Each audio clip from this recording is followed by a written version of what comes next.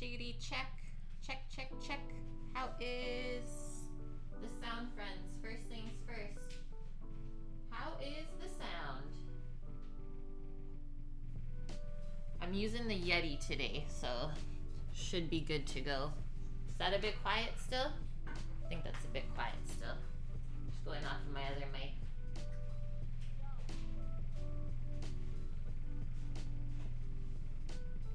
Just a little bit of music in the background, and then I think we're good. Good morning, everyone. Welcome in. Yeah, this is the first here, friends. Welcome Bonk, T. Casella, Lazy Cat, Delta, Madame, Dust. I saw Cookie was in here. Knapsack. Hello, guys. Happy Sunday to you, and welcome to something a little different over here on Cook with Kate. I know there's no apron today. How crazy is this? Gather round, children. Come on. Cozy on up. Grab a snack, grab a bevy. Look at this. We got coffee this morning, so cheers to that. I'm like kind of sweaty from this coffee already. Be very easy for turning the pages of the book. Prior planning. Good morning, Kermit. I hope everyone had a good day yesterday. You got your OJ, Eric? Yeah. Yum.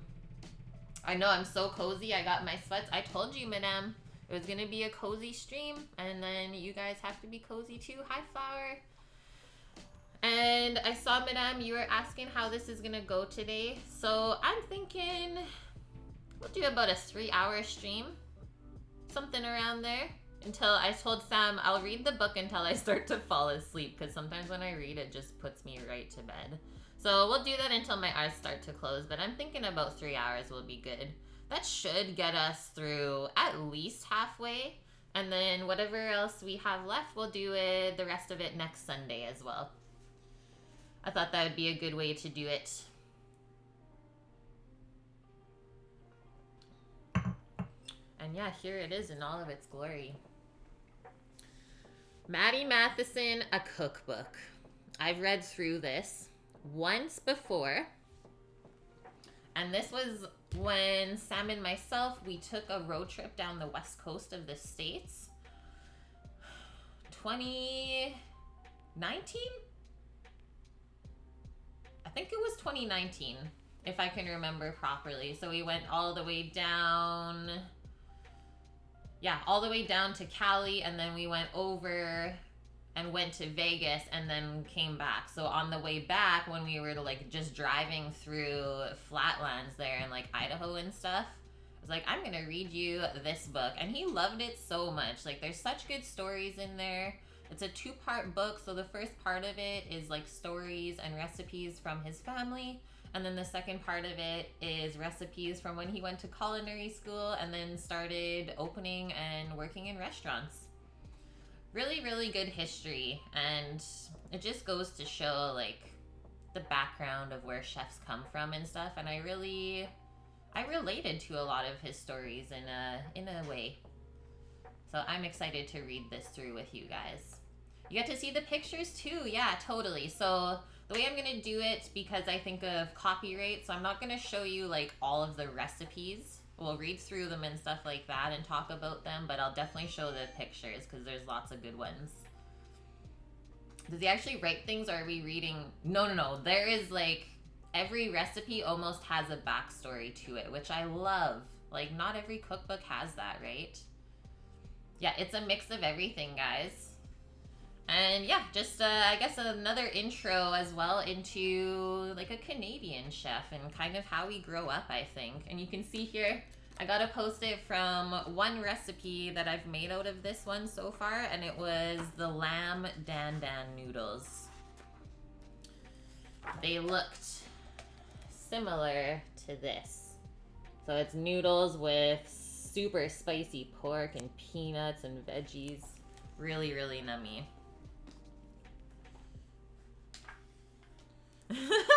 I am laughing at you in chat right now, Dust, because I just thought of your Discord message last night, super late, that was like, I need ice cream. I was like, I'm with you, man. Did you get your ice cream, Dust? Matty's version of Dan Dan Mian. Yeah, it exists, Bonk. I think you can find the recipe online if you search it up. I believe it was posted somewhere. Sunday is upon us, Annie, and how are you doing this morning? Mint chip nom. You got some at the store this morning. Nice. You set yourself up. And thank you, Annie. Okay, I'm gonna try and get comfy here. I think I'm gonna pull out like a drawer and post my legs up so I can put the book in my lap. We're getting cozy up in her. Got my pillow for my back. And I guess I'll start with the back of the book, what he says. So he says, this cookbook is not about farms, gardens, sustainable seafood, or how much cocaine I did before or after service every night. Look at this guy. Biggest pillow ever. Does anyone else have a pillow like this for their bed? If Sammy ever leaves, that'll be going in his spot. I can leave? No, still not allowed. Good morning, Titan. And yeah, coffee today, guys. Coffee today to get through this. Okay, back to it. So this book, not about farms, not about gardens, sustainable seafood, or how much cocaine I did before or after service every night. It's about my memories of the food that I have eaten, cooked, and created. I really like this book. It's about time and place.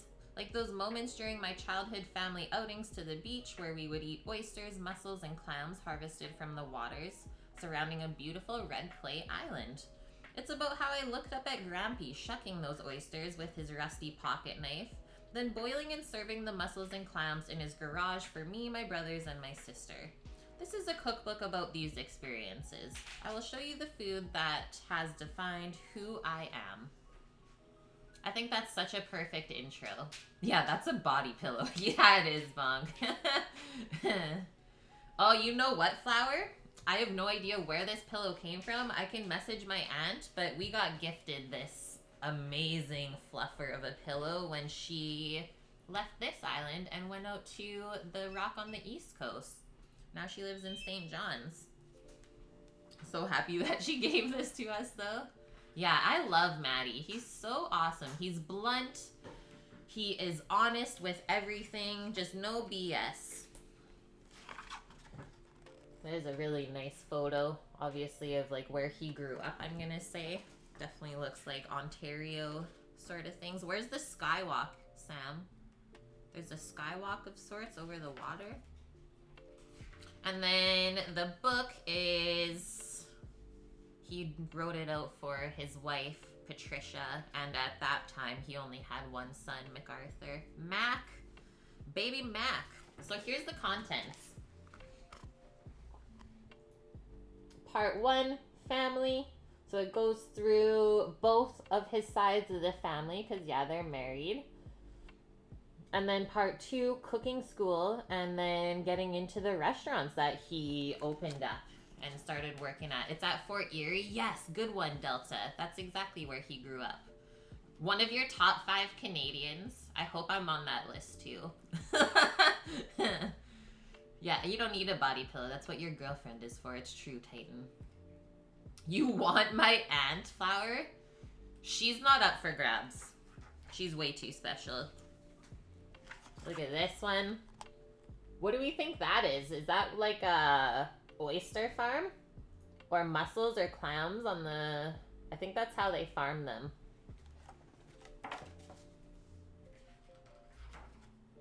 Okay, ready for this intro? Now we're getting into it. Looks like a clam farm. Yeah, I remember when we were on our road trip in the States going by like the oyster farms and stuff. Crazy. And then seeing the processing plants and there's just like bins full of oyster shells. We're like, what is this? You've been to Le Select Bistro multiple times. It's good stuff, LoJack. I love to hear that. And thank you for sharing. Yeah, so as I'm reading through, if you guys have any of your own stories that you want to share or anything pertaining to what I'm reading, feel free to post that up in chat. All about the stories today. Welcome in Off Limits as well. Okay. So the first paragraph there is just what he said on the back of the book, so I'll skip over that. He says, I'm excited to share some of my favorite dishes, to tell you the stories behind my favorite foods. I'm going to be honest and real. I talk about almost burning down a restaurant, or picking blackberries with my grandmother on the east coast of Canada. My hope is that we connect and that you get stoked about cooking and sharing good food. I think we can all agree on that one. We're spreading the deliciousness. If this inspires you to go to a farm, a farmer's market, get on a boat, head into the woods, or walk with your toes in the sand through cold ocean water searching for oysters, then I've done my job. Matty Matheson, a cookbook, is about my experiences with the dishes I've cooked and fucked up 1,000 times to the ones I've loved, hated, and resented. This is that book. Starting on Prince Edward Island, where I found my love of seafood, to the woods of New Brunswick, where fiddlehead season, was a highly anticipated event, even though I hated picking them. To the tough kitchens of Toronto, where I grew as a chef and as a person. This book is an honest collection of the food that has molded me and made me the cook I am today. Like we said, he's honest, he's blunt, and yeah, he's not messing around. That's why I look up to Matty as well. I don't think I'll ever catch up to the success that he has given or made for himself and others, but definitely an awesome inspiration. Shopping online for the last bit of fish and supplies. Anyone need anything? Titan says.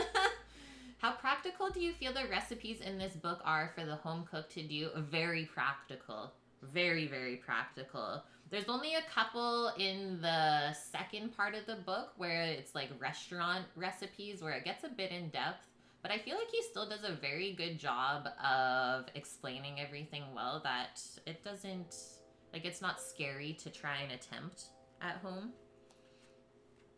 So he says, cooking at home and cooking in a restaurant are two very different things.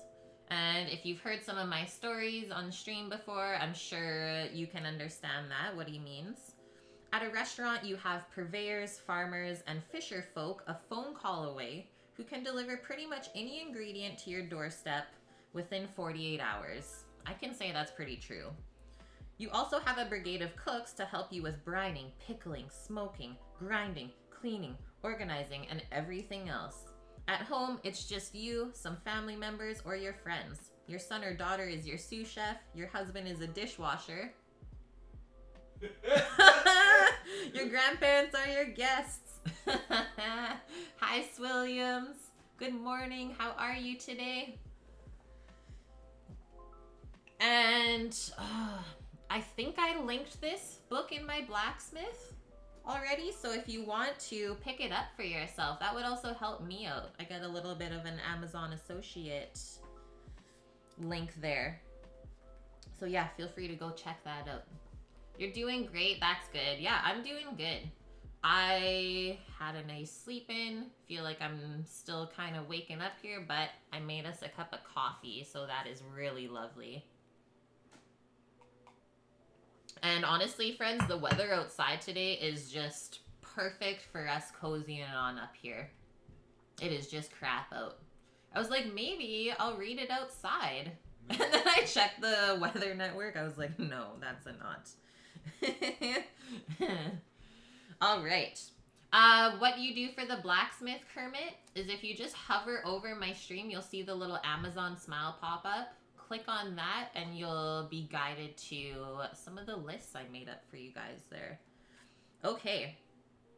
The food in this book is for everyone to make at home to feed family and friends. My family loves cooking. I'm sure if my grandfather wasn't a chef and restaurant owner, I wouldn't be a chef today. So now we're starting to get into the backstory, right? Spending the summers on PEI at the Blue Goose in Crepaude de Sable were the best summers a kid could have. I think of the garden in the back, the soda pop shop, and running around the dining room before the Goose opened, playing hide and seek with my brothers, the club sandwiches, and turkey dinners, eating bar clams and shucking oysters from the Northumberland Strait, boiling lobsters, mussels, and quahogs, and grilling steaks in the backyard of the restaurant. These were some of my fondest memories as a youth. I didn't even understand food, but I knew that I loved it. Good, you found it, Kermit? Awesome. Awesome, awesome. Yeah, I wish I could make more lists in that blacksmith there, but for some odd reason, they limit the list to 20 items, and then you can only make 3 lists. In my opinion, the extension could be better. Just saying. He says, I want people to make food, to cook food, and to share food. Family traditions last for generations. If you don't have any, now is the time to start some.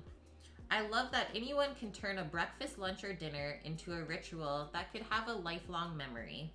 The food is the foundation of the conversation. It will create a shared experience that will last. Even a poorly made meal could make for a lifetime of laughs, making fun of a sibling for overcooking his first apple pie, or splitting mayonnaise he made for lobster rolls. It's about the cooking, learning, and sharing. These are my favorite times in the kitchen. He pretty much is like explaining what we do on stream. So guys, just thank you to always coming in with us and sharing these experiences together. Good morning, Greek. Yeah, it's going really good this morning so far. We're just getting into the intro of our cookbook read through today. Matty Matheson, a cookbook. I have my coffee. My water's just a little bit too far, but that's okay. And away we go. Yeah, we're okay. It's all good. And thank you guys for listening so intently too.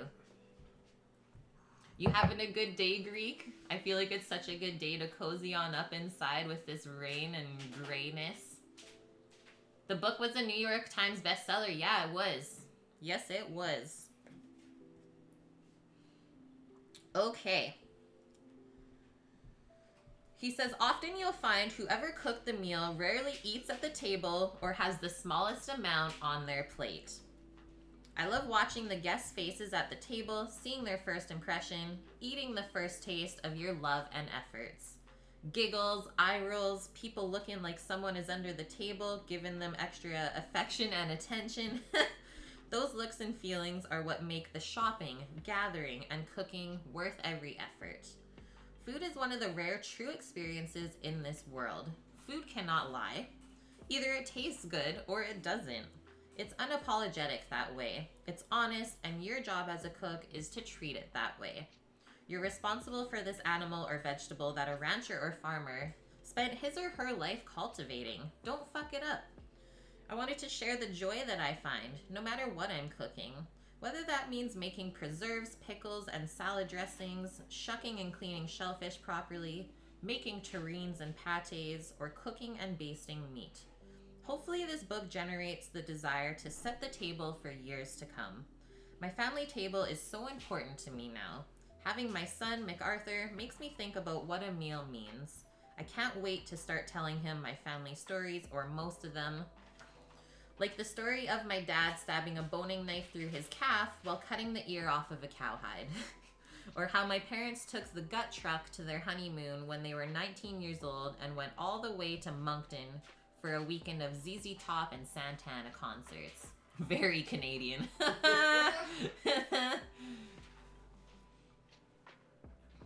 Too much drinking last night. Hey Finn, this is good. I'm happy. Yeah, you're basically listening to an audio book at work on this stream today. I love that. Greek, not doing so good. Yeah, I hope you get on the mend there, my dude. Says some of these recipes may seem difficult or may also take a few days to prepare. Cooking takes real dedication. I was afraid to write this book, and now I'm afraid what people will think of these recipes and my history. I'm welcoming the world to my table. It's scary to think about that. There's an understanding that food can make you proud or embarrassed of where you came from. I wish I had the time to mill grain for bread every morning like my mother did. Happy to say that we did that this week, and it was very satisfying. But yeah, I can't do that every morning, right? Or just have the energy to raise 4 kids. I really hope this book will take a little weight off the shoulders of mothers and fathers and give their families a new approach to cooking at home or on the beach. Remember, it's important that we keep trying. You may first make under-seasoned food or burnt food or even undercooked food. It's more about the action and the time. Never give up. Keep cooking, even if your pie crust looked like a torn apart fence, or if you overcooked and didn't rest your prime rib long enough. That's the point with food. It keeps pushing you to try again. So please try again, again, and again. The one thing I want this book to do is inspire everyone to cook. I just want you to cook something for yourself. And that is the intro, friends. Part 1. Just finished doing some super sketchy shiz, thinking to yourself, I have a good life. Yeah. Finn, I saw that oil pan that you were installing. Is that today? Yeah. Nuts. When the oil pan's like bigger than a bathtub. So part 1, because I said I would show photos. Family. So that was the island that he was talking about. The red sand island that they got to look over on. Sounds like where he grew up was super, super nice as well. Chapter 1. We got Edith and John Matheson, aka his parents. And we have what? 1, 2, 3, 4, 5, 6, 7, 8, 9, 10, 11, 12, 13, 14, 15 recipes from his parents that he shared. Frick yeah. Like, this is the stuff that's just money. His grandma cooking on the stove in the house. That thing is beast.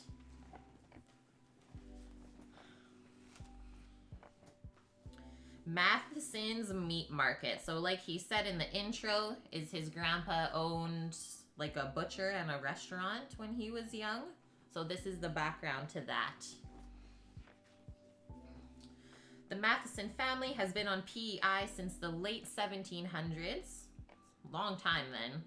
Grampy was raised in Rose Valley on a homestead that is still in the Matheson family today.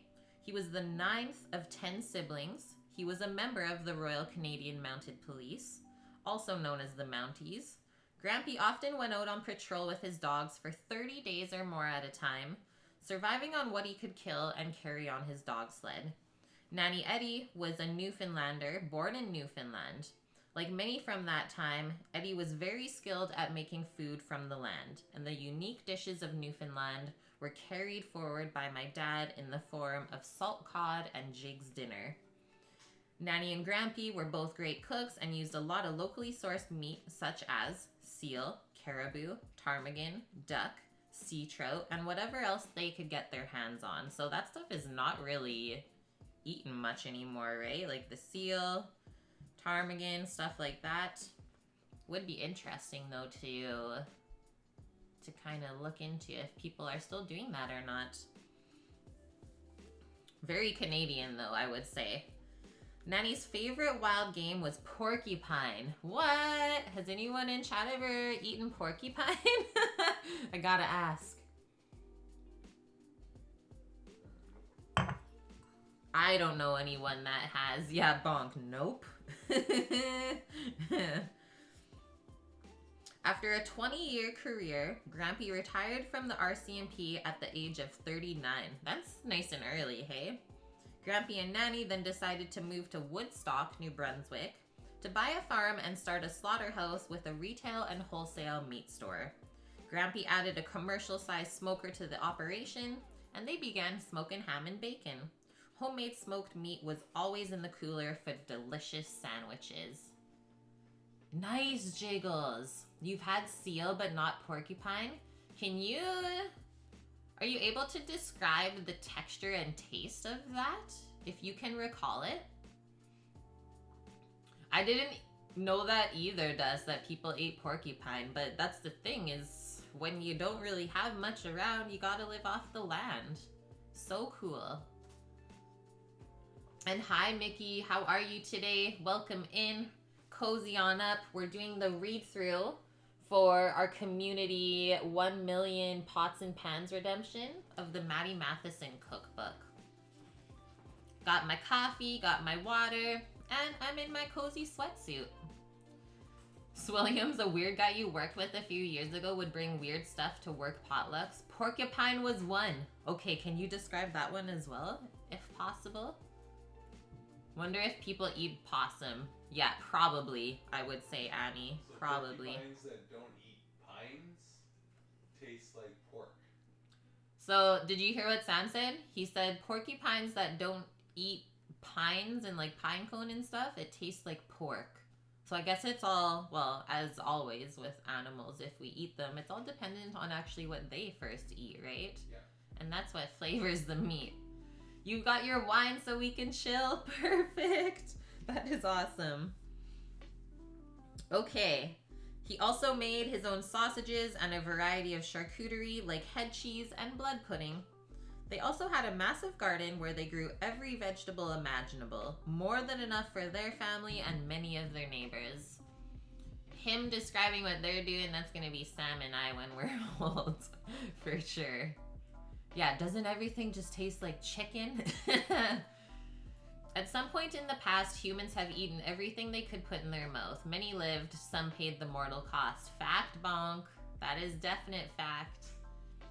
It was bland and bony, the porcupine Williams. I'm not sure he did a good job cooking it, also a thing. But overall, it was largely fine. Maybe halfway between pork and chicken, though a little closer to pork. Cool. Yeah, that was a few years ago. And then jiggles on the seal, so it was called black meat by the native Alaskans that gave it to you. It's like a dried fermented meat that is kept in the seal oil. Yes, because that's how they preserve it, right? Texture was oil-soaked jerky with a very strong fishy flavor. I could see that, right? Because the seal oil, they eat primarily fish. So it's gonna taste of that. But isn't their oil like very high in a lot of good essential fats and stuff like that? I can see that being a thing. Okay, next. Nanny and Grampy were very social people and would often have parties at the farm where they would cook some of their specialties like roast stuffed beef heart, beef tongue, sweetbreads, oxtail terrine, and potted meats, along with game such as deer, moose, bear, rabbit, duck, and goose. A lot of their friends had not experienced true Canadian food, so these events became legendary, and an invitation was highly sought after. Whoa!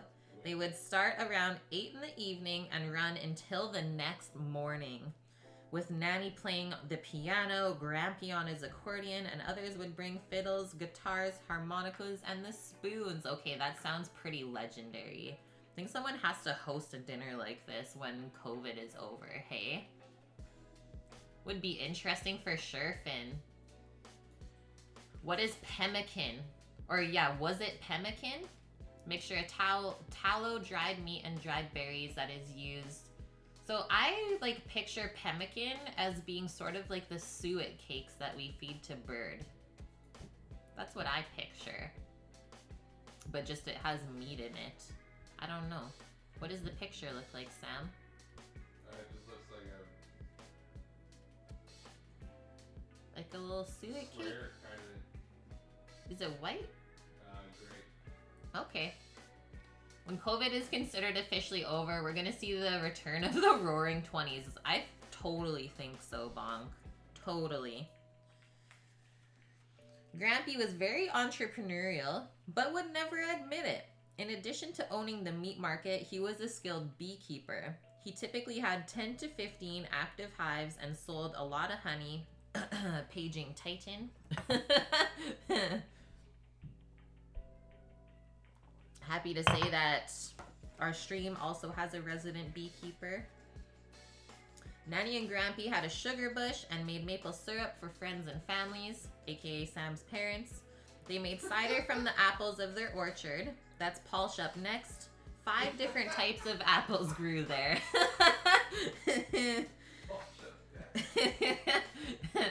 These are our people, and they're the best.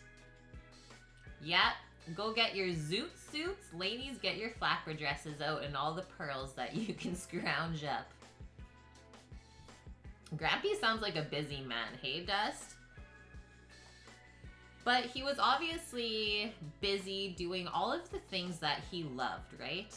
I think that's the important thing, is he worked first as a Mountie, retired before he was 40 from that, and then took the rest of his life to do what he really wanted to do and like spent more time around his family. You have to go pick up your bees on May 1st. I'm so excited. Just the mass amount you're getting this year again. Okay, so the Grampy and Nanny, they made plum jam, cranberry sauce, blueberry jam, and blackberry jelly from the wild fruits on their farm.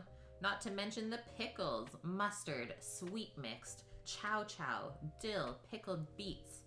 Fall was a very busy time. I can attest to that because half of my side of the family are all farmers, and fall, like, good luck going to see them or getting them to do something with you. Fall is the busiest time, like getting the fields prepped for winter and making sure you're able to preserve everything that you work so hard in the summer on. Nanny and Grampy love to make these kinds of staples, and there was always enough to give away and to last until next fall, which is important too. Because, well, what if you have a bad year for your crops in the summer and then you don't have as much to put away, right? So they were always kind of thinking a year ahead for themselves, which is something that you had to do back then.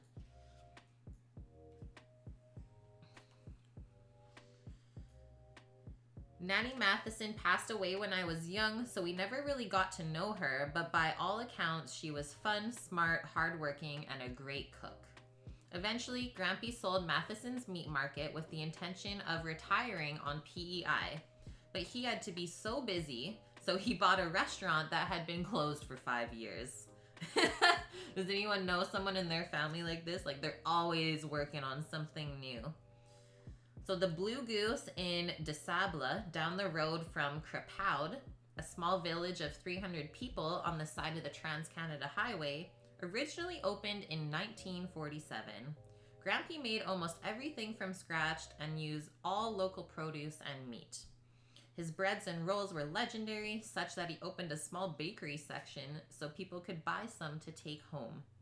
Grampy's chowders were so popular that people would drive across the island to get them. The menu would change by season, and in the first few years, he would close for 3 months during the winter, so he always gave himself a nice break. This caused hardship for some of his employees, though, so he started staying open year-round. Even though he made no money in the off-season, the people who depended on the restaurant could work and make a living. That's the kind of guy he was. I wish there was more guys like that around in that industry. When he passed away in 2005, so many people came by the house before and after to relay stories of how Grampy had fed anyone who needed it, that everyone who experienced a loss or sickness in their family would get a full-on turkey dinner with all of the fixins dropped off. He cared about his community, and people knew it by his actions. That's probably why he was so successful as a police officer, a butcher, and a restaurant owner, not to mention a wonderful grandfather. Couple old school photos here. Little BB gun aiming at the camera, and then he said the bottom photo is them with some Arctic char. Excuse me. You've been looking at restaurants for sale, Skookum? There's a lot of good deals right now. Yeah, so many people are trying to get out. It's kind of scary, I feel. All right, so we finally got to the first recipe. Matty, how old is he? I think he's just mid-30s, Dust. Maybe a little bit past now, but I don't think he's hit 40 yet. This has got to be good. Hot butter and cold lobster. So definitely like East Coast stuff, right? Maritimes. Hello, Define Null. How are you? So he says this serves 4, prep time 30 minutes. That's it. Ingredients: salt water, 4 lobsters, an ice bath, and unsalted butter. That is it. Simplicity is key here. He's 39. Oh, he's creeping up there then. And yeah, he's got like 3 kiddos now. So he only had Mac when this book first came out, which was actually when? When was this actually printed?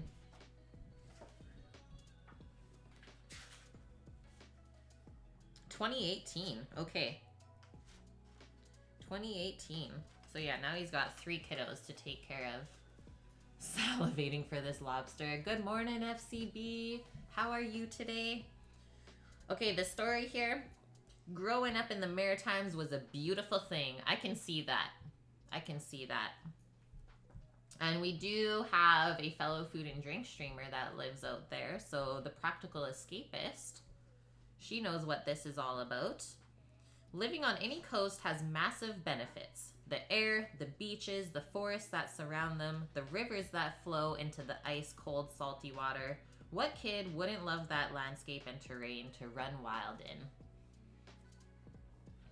Nice, Define. Just had dinner, ready to get hungry again, listening to the cookbook. There's no recipe in here that I don't think I would make. Like, they're all awesome and very, like, unique, yet somehow simple. I think that's a good way to put it. That's good, FCB. There's nothing better than eating fresh lobster caught off the Northumberland Strait. I wouldn't know, so I guess we'll have to find out. The sweetness of this crustacean is pure mouth, heart, and mind joyfulness. When we would go to Prince Edward Island and my parents and Grampy would come back from the wharf with freshly boiled and chilled lobsters, we knew it was going to be a long night of eating until we were sick of eating lobster. What a life, hey? And we do know from like food history that lobster used to be very, very inexpensive, as well as like oysters and everything else fancy, until it was overfished, and now it is very expensive to buy. So it used to be very inexpensive. Now it's like one of the top things to spend your money on. Good morning, White Dove. Welcome in. How are you doing? Happy Sunday to you.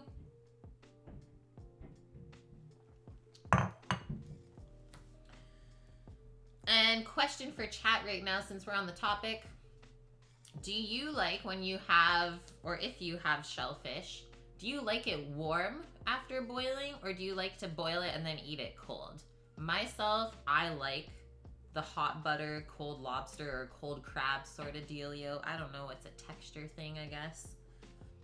But yeah, I don't love like warm shellfish if you're just shucking it and eating it with butter. I'd rather like put it into something like a mac and cheese if you wanted it warm. You like it warm, Dust?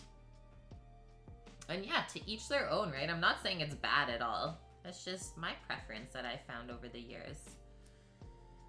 So he says, I love cold lobster. I dislike hot lobster. I want to hate it, but I still love lobster so much that it's impossible to hate it warm. I just feel that warm lobster takes away from the real experience of eating it. In this recipe, you want that perfectly cooked lobster hit with warm, melted butter. Cooking lobster is not that difficult, and you should always, always, always be careful to never, ever overcook it. You want the meat medium when you take it out of the boiling salted water. You don't want it to be translucent, and you don't want it to be overcooked and chewy. I find that boiling it for 8 minutes per pound is the best. The ice bath is very important. It helps the meat release from the shell. So these are some awesome little tips that he's giving to us. Also, remember to salt your ice bath to really make sure that the lobster is treated and chilled perfectly. That is something I would have never thought of, is seasoning the ice bath that you put the shellfish back into. Because then they're kind of going back into the sea after you cook them, right? It makes sense. Yeah, I'll just take it either way. Let's not be too picky here, right? Once had a cold trio of lobster, crab, and shrimp with remoulade sauce. Oh my gosh, Casella, that sounds really good. Yeah, I'll take it all, whatever way you prepare it. But if I'm preparing it for myself, I'll make the shellfish cold afterwards. Yeah, FCB, let's be honest here. Just put it in my mouth, hot or cold, it's good. Yeah, overcooked lobster is just like overcooked shrimp. It just becomes like very rubbery, and the texture takes away from the flavor. So one more time before we flip the page. Simplicity and happiness right there. And yeah, prep time on that one, 30 minutes. Can't go wrong. Okay, next one is called Chow Chow. And I'm laughing because how they canned this pickle is in a Classico tomato sauce jar. It's like, hey, I have some of those. Ooh, good one, Annie. Yeah. Maybe one day in our life we'll be able to grill lobster right over the charcoal on the egg. We have one of our team members, a part of Big Green Egg, that did that earlier when it was lobster season on the East Coast, and it just looked insane. Remember, Sam? Yeah.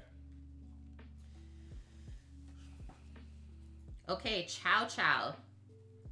He says this recipe is for what I consider a maritime secret.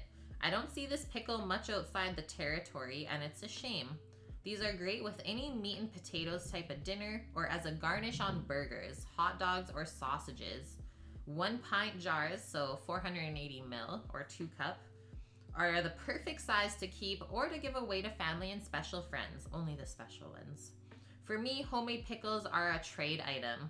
I expect something good back. Totally. That is totally it.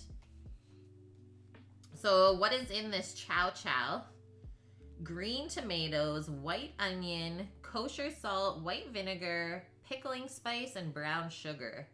So it's like pickled tomato and onion, that's spice. I could see that being a good condiment. It's almost like a tomato jam. And he says all you do, put the tomato, onion, salt, and enough water to cover in a container, and you let that sit together for 24 hours. Then you drain the liquid, press on the mixture, and then put it into a big pot. And then you add the vinegar, the pickling spice, and the sugar, and you simmer it for about 20 minutes until it's all softened up. And then you can it up, and that is that. That is so simple as well, hey? Hey, AFK, welcome in. How are you doing? Yeah, cookbook time. This is the one today. The legend himself. Chow chow is also a popular thing in the southeast US, Dust. Have you had it then? Chow chow just reminds me of the really cute fluffy dogs with the purple tongues that I love so much. I love them. Oh. Okay, this one. This has got to be good. At some point, we'll definitely make this on stream together. Is Matty's family recipe of seafood chowder. Because look at this. Look at that. Yep. You had it there as a kid growing up. Oh, zinc. Thank you. Yeah, let's get some hydration in our life as well while we're getting caffeinated. Oh, that's good. Good stuff. Flower, you have a recipe like this from your mom? Yours includes green peppers. It's a big thing in Eastern Canada. We'll have to try it out. I love tomato jam. The seafood chowder looks so good, right? Okay, serve 6 to 8. Prep time, he says only 1 hour. That's pretty good. When Grampy used to take us clam digging, he would drive us down old dusty roads until we got to the crisp, salty air at his friend's beautiful beach on the south shore of PEI. My 2 brothers and I loved it so much. On the other hand, my sister hated it because she was a lot older and we tormented her so fucking much. We would throw sand, seaweed, mussels, and anything else we can get our hands on. Evil. My brothers and I were 3 little shits. So there's the blunt honesty. It's like, you know. Can't be as bad as me farting on my brother's head when we were little. You should ask Rando about that one day if you ever go into his stream. We would go, shovels and buckets in hand, as the tide went out into the Northumberland Strait. Grampy would tell us to look for air bubbles on the sand's surface. Then we would dig into the red sand, hoping to come up with bar clams, little necks, soft shell clams, and the prized PEI mussel. Yeah, it is like this book. All of the stories before the recipes are my absolute favorite, AFK. And I do have his other book. I've just kind of quickly flipped through it, but maybe that'll be the next Channel Point Redemption, is good to do the next Matty book after this one. I guess we'll see. But yeah, it definitely helps you picture where this recipe has come from, which I think is important. So he says we would walk farther out to the water's edge and find oysters and quahogs by feeling with our feet for hard stones in the soft sand. Grampy would sometimes just grab a few oysters and shuck them for us right then and there. Nothing beats that time in my life. Looking up at Grampy in the hot sun, knee deep in the ocean that's feeding you oysters. I was like a feral cat getting his first bowl of milk. I could not be stopped. Oysters are the best. Once in a while, instead of an oyster, you would pull up a crab on your finger. Ah! As a child, it was so scary yet exhilarating that this little monster clenched onto your finger, often causing blood to trickle down and drip into the low tide. We would boil all the shellfish with salt water over propane burners in Grampy's driveway with the garage door open to let in the summer sun. Is there anything better? He would make this chowder the next day with whatever seafood was left over after we filled our bellies with the mussels, clams, and oysters. He served it with hot butter and dinner rolls. Nom. Nom, nom, nom. So, 12 oysters, 3 pounds of clams, or little neck clams, 3 pounds of bar clams, 2 pounds of mussels, 2 pounds of shrimp, 4 large quahogs, cornmeal, which I have never heard of before in a chowder, but I can see how that definitely gets like a nice thickness. Plays with the consistency of the chowder there. Plus, it'll add a bit of sweetness. I probably should have been a librarian AFK because I honestly love reading and reading to people. Maybe when I'm really old. Okay, what else does he have? Obviously salt and pepper, canola oil, onion, celery, carrot, leeks, garlic, butter, wine, herbs, thyme, tarragon, parsley, 3 large Yukon Gold potatoes, 4 cups of cream, and then a good olive oil for finishing. And that's it. Easy peasy.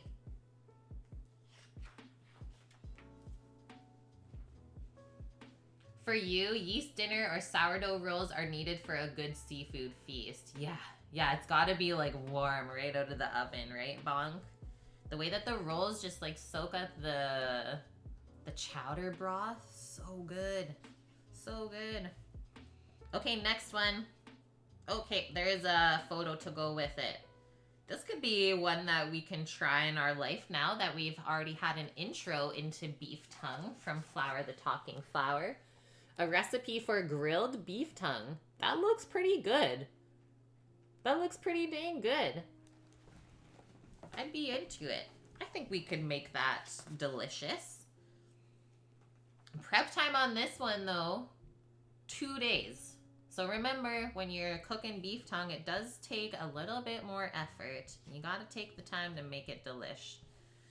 He says tongue is one of those often mistreated dishes. Grandparents or parents back in the day either loved it or hated it. It comes from tougher times and was usually boiled and served right away, which would make for a dry meal.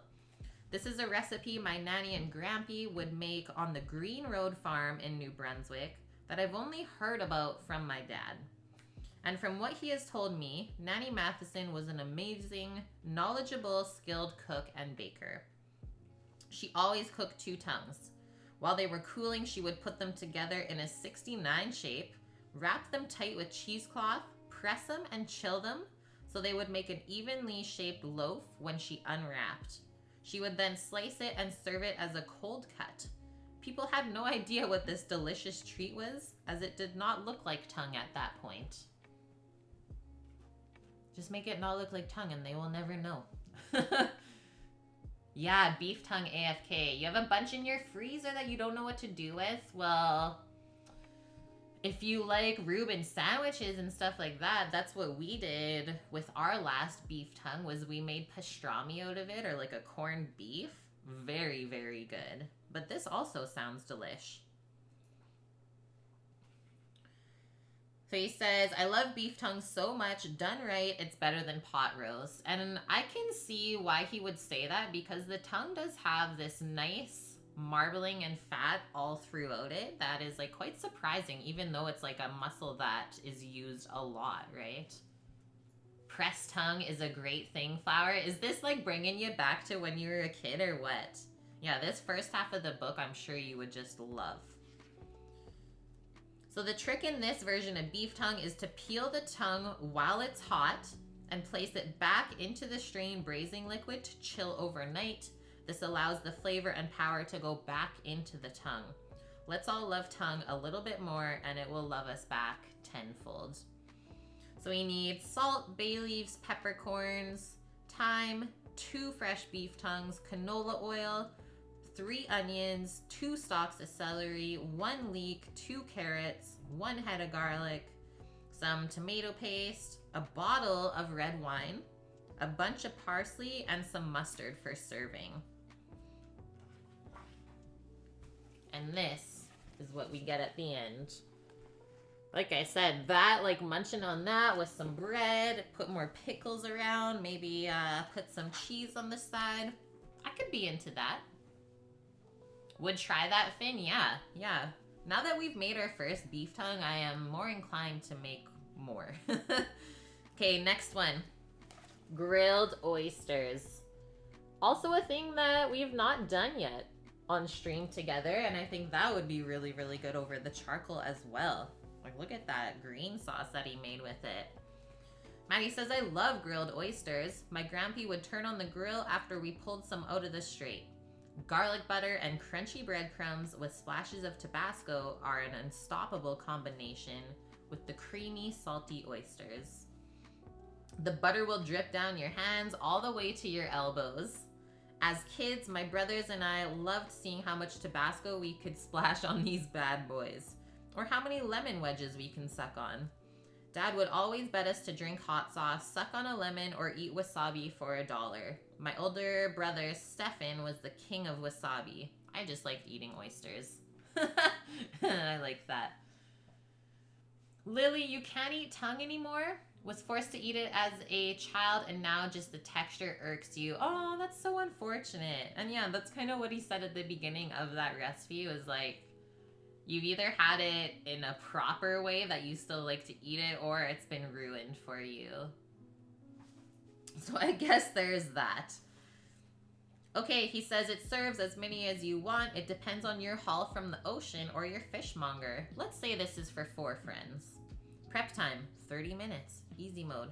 24 large oysters, 1 pound of unsalted butter, tarragon, green onion, garlic, parsley, salt and pepper, 1 baguette, olive oil, 2 lemons, 1 pound of rock salt, and a bottle of Tabasco.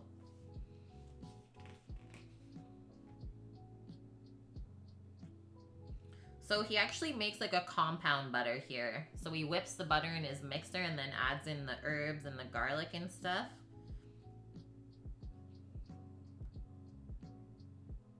And then yeah, you just grill the oysters in the shell like that until they're cooked through, and you just put the garlic butter on top, eat it with your baguette, good to go. Oh yeah, your local deli has tongue sandwiches, Skookum, but you just couldn't eat that. You should honestly try it. I think you would be surprised. Okay, next one. There's no photo for it, but mussels and garden vegetables with aioli. This sounds really good. Here's a photo that he shared of his grandpa's greenhouse. That looks nice.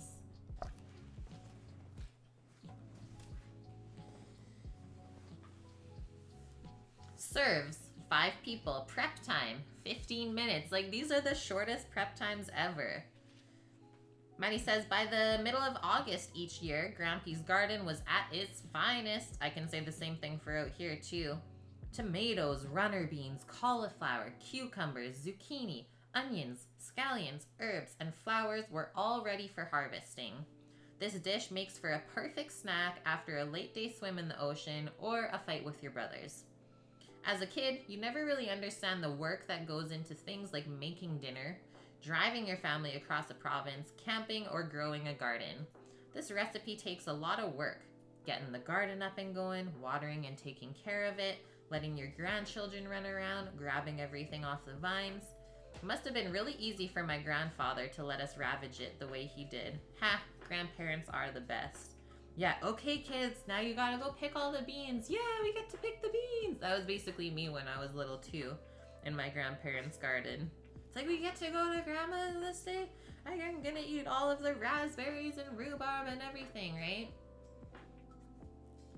Sweet Flower and Skookum. They both know the same deli in Vancouver. How awesome is that? I love that. He says this dish might be my favorite thing to eat in late summer when everything is just perfect. This recipe lets the vegetables shine more than the mussels. The mollusks are just a little mineral jujube to pop in your mouth after you give them a healthy dip in aioli. So what does he use? 5 pounds of mussels. All he does is boil them in salt water to cook the mussels until they open. And that is that, and cools them down. And then he coats them with lemon juice and a little vinegar, salt, and pepper.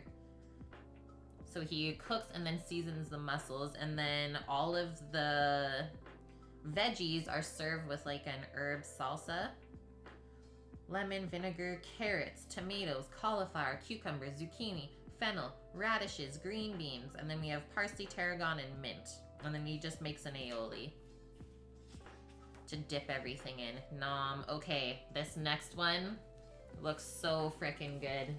Whether it's like fried clams or calamari, I can get behind anything like this. Heck yeah. Serves for prep time 30 minutes. Fried clam bellies are maybe the best things ever. It's like eating delicious deep fried morsels of briny meat.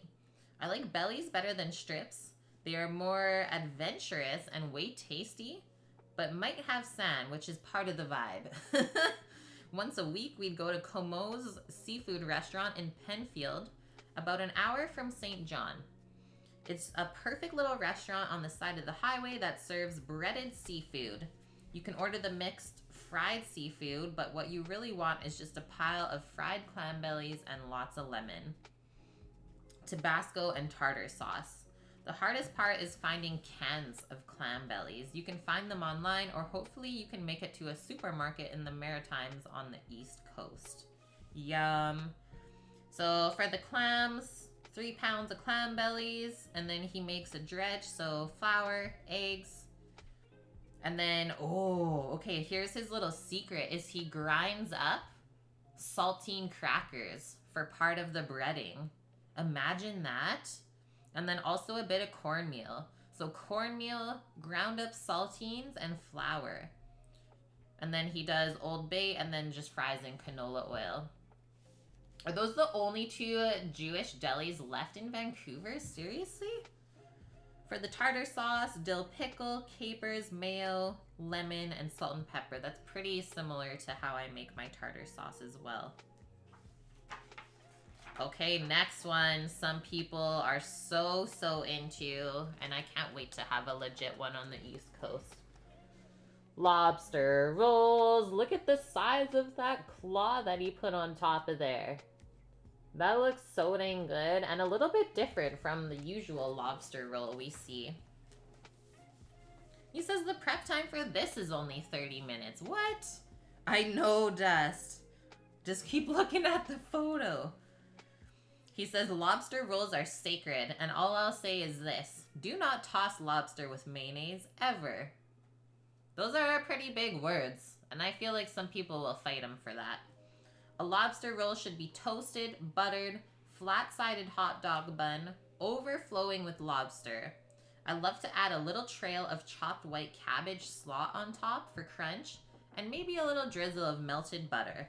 That's it. If you ever order a lobster roll and it comes as a lobster salad on a bun, throw that shit in the garbage and never go back to that place.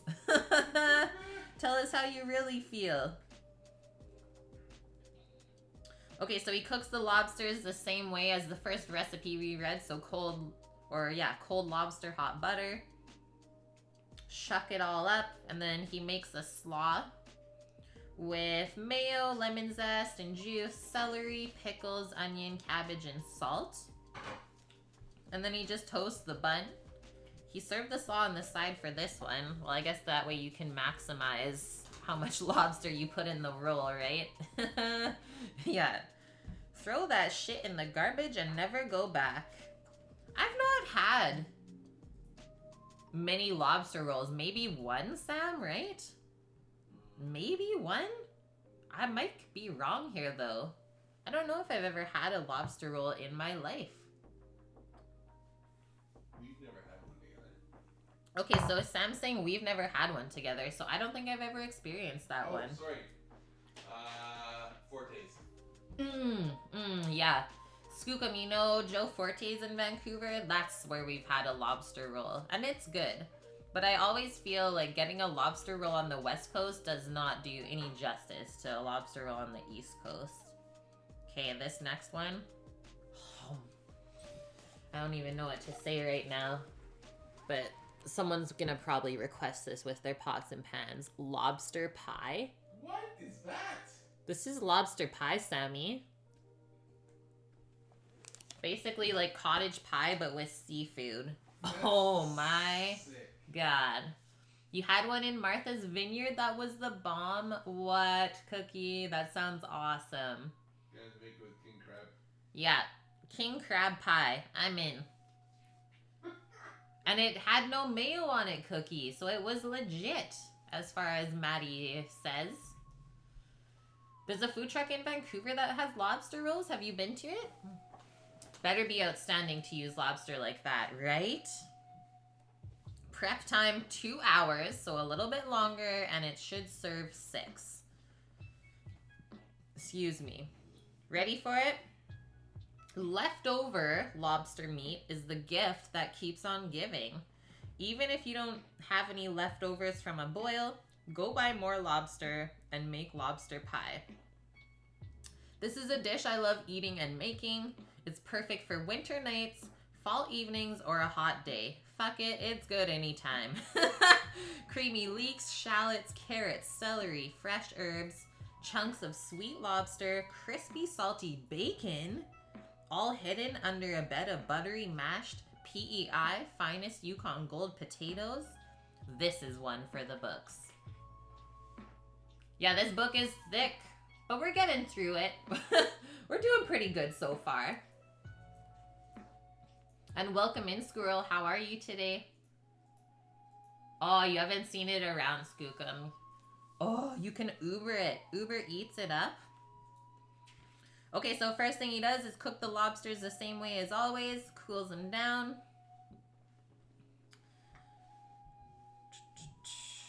Fries up the bacon. And then all the mirepoix, right? Add some wine and cream, reduce that. And then you add the bacon back in. Get your mashed potatoes done. And then the lobster goes in right at the end with the whole creamy mixture, right? So it doesn't get too overcooked. And then we just do our layers in there. So like the lobster, veggies, and cream base. Layer your mashed potatoes on top and you bake until it's golden brown, 25 to 35 minutes. And then as always, you gotta let it rest before you get into it so everything redisperses as it should. Easy mode. But yeah, I could see how that would only take a couple hours to make. And then once it's in the oven, you're good. Did you guys Google thumbnail psychology for YouTube? No, I didn't. Why? What's going on? Okay, ready for this spread? This just makes me want to move to the East Coast the farther we keep reading through this book. PEI, seafood, and steaks. PEI, seafood, and steaks. Serves a squad of family and friends. Prep time, all day. All day. So what is PEI? That is Prince Edward Island. A small island off of the east coast of Canada. And there is an amazing bridge that is built out to it that you can drive to it. Yeah, that's just a feast right there. I cannot wait to go out here, Dust. I seriously can't. So he says, this is a team effort. I would say that. Do not attempt to do this by yourself. Not even I would attempt to do this by myself. While someone is on the seafood boil, someone will have to be cooking the big steaks. So you know that you need minimum 2 people already. There was an art YouTuber that had some thumbnail that got him millions of views, and after all his thumbnails became similar, giving him the same result. Well, I do keep my YouTube thumbnails similar with our brand font and stuff like that, and I think it's working. Yeah, Sammy's on steaks, exactly. Exactly. So the steaks will take about 15 minutes to cook and then 20 minutes to rest. Once the steaks go into the pan, drop your seafood into the boil. When my family used to do this at my grandpa's house, we would split into teams. My brothers and I would go with Grampy to make the court bouillon. So that's you season the water with like lemon and spices and herbs for boiling the seafood in. It's called the court bouillon. And my sister would help dad with the steak, while mom would be getting all the dips and breads set in the picnic tables with newspaper and lots of paper towels. And always making sure everyone had a glass of lemonade or some Lamb's Palm Breeze rum for Grampy. Oh man. These days were the best. Early morning clam digging, eating oysters out of the Northumberland Strait, picking up the lobsters and beef from local fishermen and farmers, picking the veggies from Grampy's garden, and then finally eating all this amazing food in the backyard. I highly suggest using some outdoor rocket propane burners. They're a great investment. They are. It does pay off to have at least one of those burners in pots. Whether you like to boil stuff in it or fry stuff in it, it's nice to have. Deadly though. I can see why that would take all day.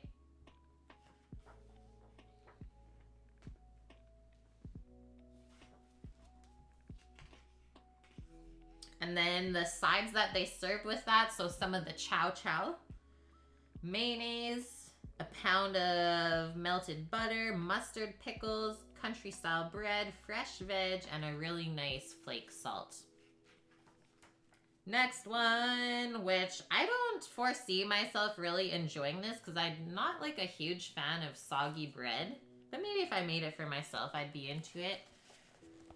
Very classic. A hot turkey sandwich. Hot turkey sandwich. Serves for prep time, 3 hours and 15 minutes plus overnight refrigeration. That seems like a bit much. Yeah, all the peas on it, Dust. That would kind of sweeten it up. Hey, Scoots. Reading's been good. We're on page 47 already. 47. Had to go to Costco. It was a nightmare. Ooh. Yeah, I don't often go to Costco on a Sunday. It's kind of the same thing here. Bong, you love them. Hot open-faced turkey sandwiches minus all those peas. Aren't they called a hot brown down south? I think I learned that from who? Sean Brock? Chef Sean Brock? Called a hot brown? So Matty says, I love, love, love hot turkey sandwiches, soft white bread, thick turkey gravy, a good mixture of dark and white meat with frozen peas. She says the peas are what make the sandwich special. There's something textural about them. Without the peas, the sandwich would be too soft on soft. So that's what I kind of thought too. Like at least you'd have the nice pop of the pea in your mouth. And he says we don't want it to be too soft like that. With this recipe, we braise the turkey necks. Adding the braised neck meat between the roasted breasts is just too good not to do. I think that happened to a lot of people when they were young, Bonk, is you were force-fed way too many peas, and now you just hate them.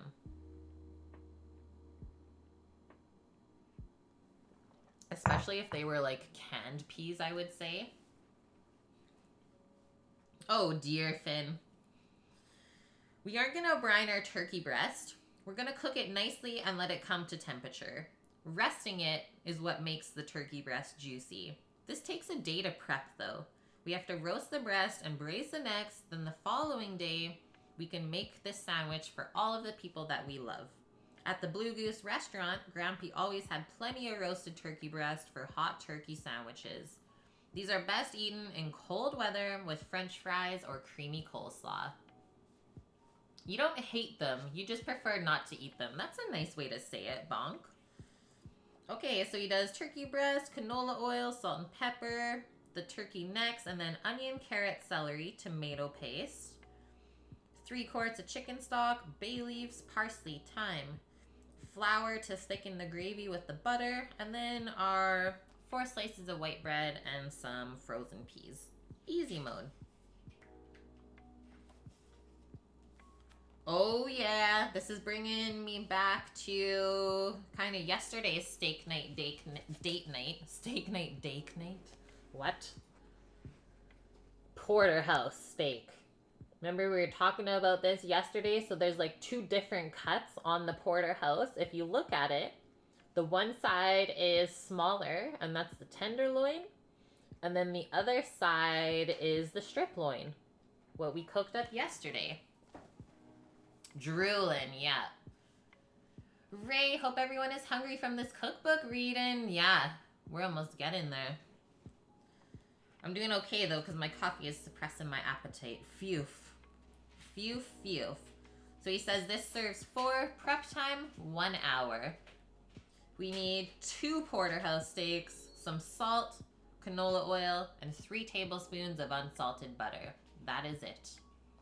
Simplicity is key.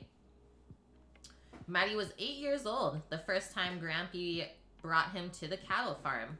We drove for a while down the back roads of the island. There are many backwood trails that cars and trucks still use to get from town to town. I love that. Always loved taking these back roads. I would daydream about Robin Hood when driving down them. I was Robin and would be keeping an eye out for the evil sheriff of Nottingham, devising my attacks from behind fallen trees or swooping down from ropes tied up high in the tree branches. Eugene, we are not cooking this stream. I will not be donning the apron today. Sammy's going to be doing a little bit of background cooking, though. He said he was going to make us some brunch here, and he just went into the fridge to start scrounging for food. And yeah, so because of everyone's contribution to our 1 million community Pots and Pans redemption, we're going to cozy on up on this Sunday since it's rainy outside, and we're going to read through this Matty Matheson cookbook. Absolutely wonderful. And just keep imagining all of these tasty things. Okay, Matty says, let's go back to the beef. I remember seeing these long-haired Scottish cows that you see in the movies like Braveheart. One of the local farms here just picked up some of these cows, and they're so cute. Like, they have the bangs. I can't recall the breed, though. It's like on the tip of my tongue. Maybe someone watching knows. The farm was half for dairy and half for beef. Didn't even realize steak came from cows until my grampy asked which one we wanted to eat. That could be a big thing in your childhood when you're asked something like that. You make a big realization, right? They're red, yeah. Yeah, they're red, Finn. The little ginger cows that are so fluffy.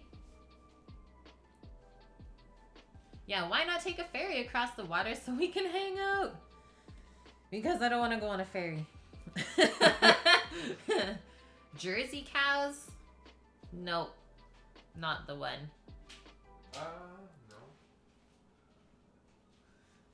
Dust. It's as simple as that. I ain't going anywhere with people right now. But I'm definitely down for like COVID-friendly visiting, for sure. I just don't want to take a ferry if I don't have to. Okay. So he says, when Grampy asked them which cow they wanted to eat, my brothers and I freaked out. We got to pick the cow. Grampy was just fucking with us, but not really. We went into the butcher shop that was attached to the farm and grabbed a couple of bone-in ribeyes. PEI is only now getting recognized for its beef, and I think that it could be the best beef in Canada. The grass and air here make for some pretty special beef. It's very aquatic in flavor. There's only one other ranch with beef that tastes this way, and it's Brian and Kathy Gilvessy's YU Ranch in Norfolk County, Ontario. They raise 100% grass-fed Texas Longhorns that live in pasture until slaughter. This is how you cook a perfect porterhouse, best for eating on a picnic table in the backyard. Maybe grab a head of lettuce from Grampy's garden to wash it all down. Yeah, Highland cattle, that's the one. Yeah, Scottish Highland cattle. I thought there was maybe a more specific name for them, but maybe not. So really important, he says, let the steaks rest at room temperature for 1 hour before you cook them. Heavily season with salt. Heat half an inch of oil in each of the 2 pans. Place the steaks in there over medium-high heat. Allow a nice golden brown color to form on each side, about 4 minutes. And then when you go to flip, you pour out some of the oil and then you add butter into the pan and start basting the steaks, about 7 to 12 minutes per side. Then when they're done, you let them rest for 15 to 20 minutes before slicing up. Nom. One more time because it just looks so good. Oh my God, why are you like this? And who did that to you? Who asked for such a thing? Can we keep this on topic, please? But I will accept the 1 bit that took to get me to read that. Thank you. Yeah, why don't you just take the ferry to Souk? Just gonna clear that real quick.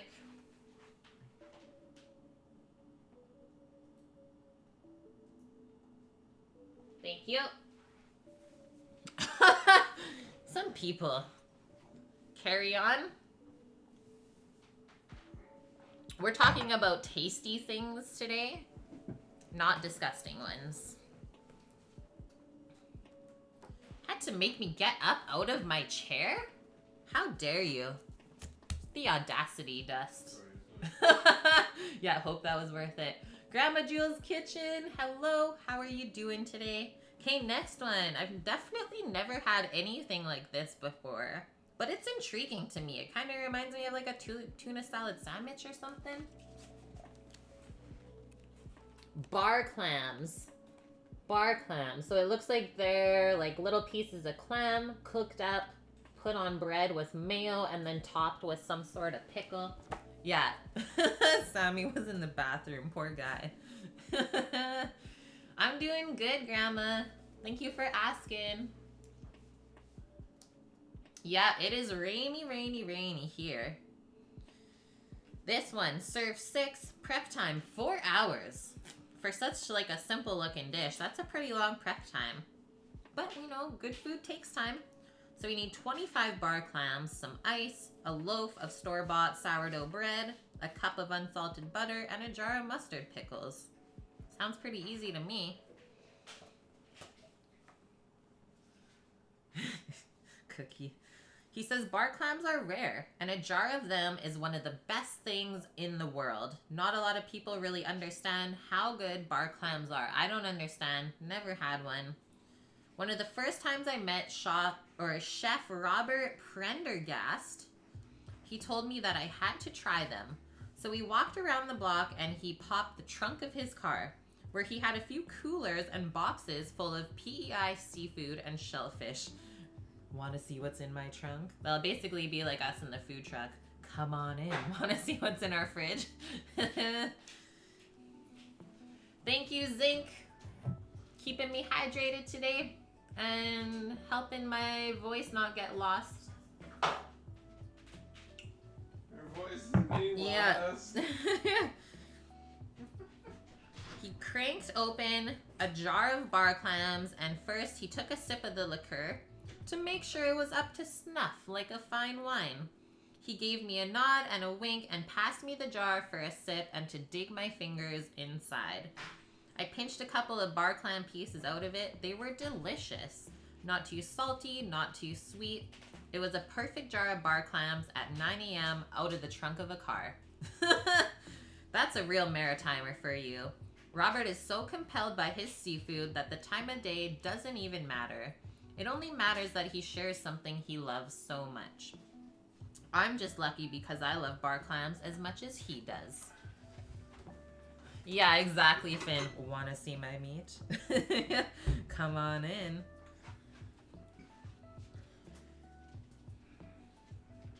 So we know that if the clams are in a jar, they've already been cooked.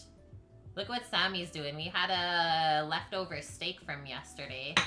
Oh, maybe we can take a quick little intermission.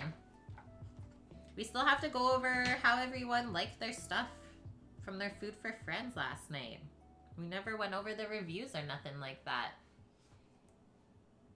Okay, I'm gonna mark this page. Souk is popular for mountain biking. Wish everyone kept fresh seafood in the back of their cars. I know. Guess what Mickey has bought this weekend? I'ma guess a barbecue. That was my guess. And yeah, Souk is very good for mountain biking. We love it here for that. No! Zinc, you're surprised we don't have a gas stove? We don't need it. I honestly really adore using this electric glass top to cook with. It's so easy to clean. What? A hot tub for the garden? See you soon, Mickey. That sounds lovely. Like a hot tub in the garden? How could it get better? There's mountains in Souk? Yeah, there's small mountains here. There is small mountains. Yeah, you can watch me streaming while you're relaxing in the hot tub. A garden spa. Mount Manual Quimper is what we go down. Yeah, Eugene, if you're looking up the mountains in Souk, the one that we often go bike is called Mount Manuel Quimper. What's up, Dust? Does it sound weird? Hot tubs don't have to be weird. It's like an ultimate relaxation. Okay, I'm gonna post this book up. I'm gonna take a quick bathroom break. Oh, you read it wrong. Oh, yeah, because he's talking about a hot tub, not just like in the tub. Yeah, if you come in at the wrong point, you might be surprised. Okay, we'll put Matty there for you guys. I'll be right back. And leftmost cat, thank you for that follow. Welcome. Welcome, welcome.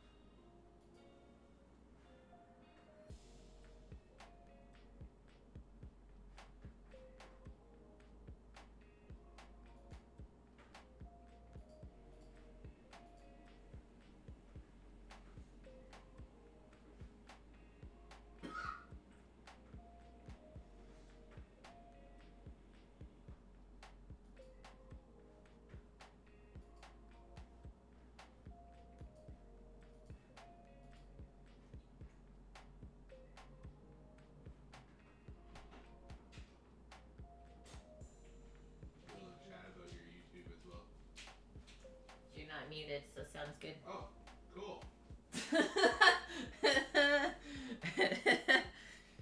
I'm back. Sammy says, do a little chat about your YouTube as well. Yeah.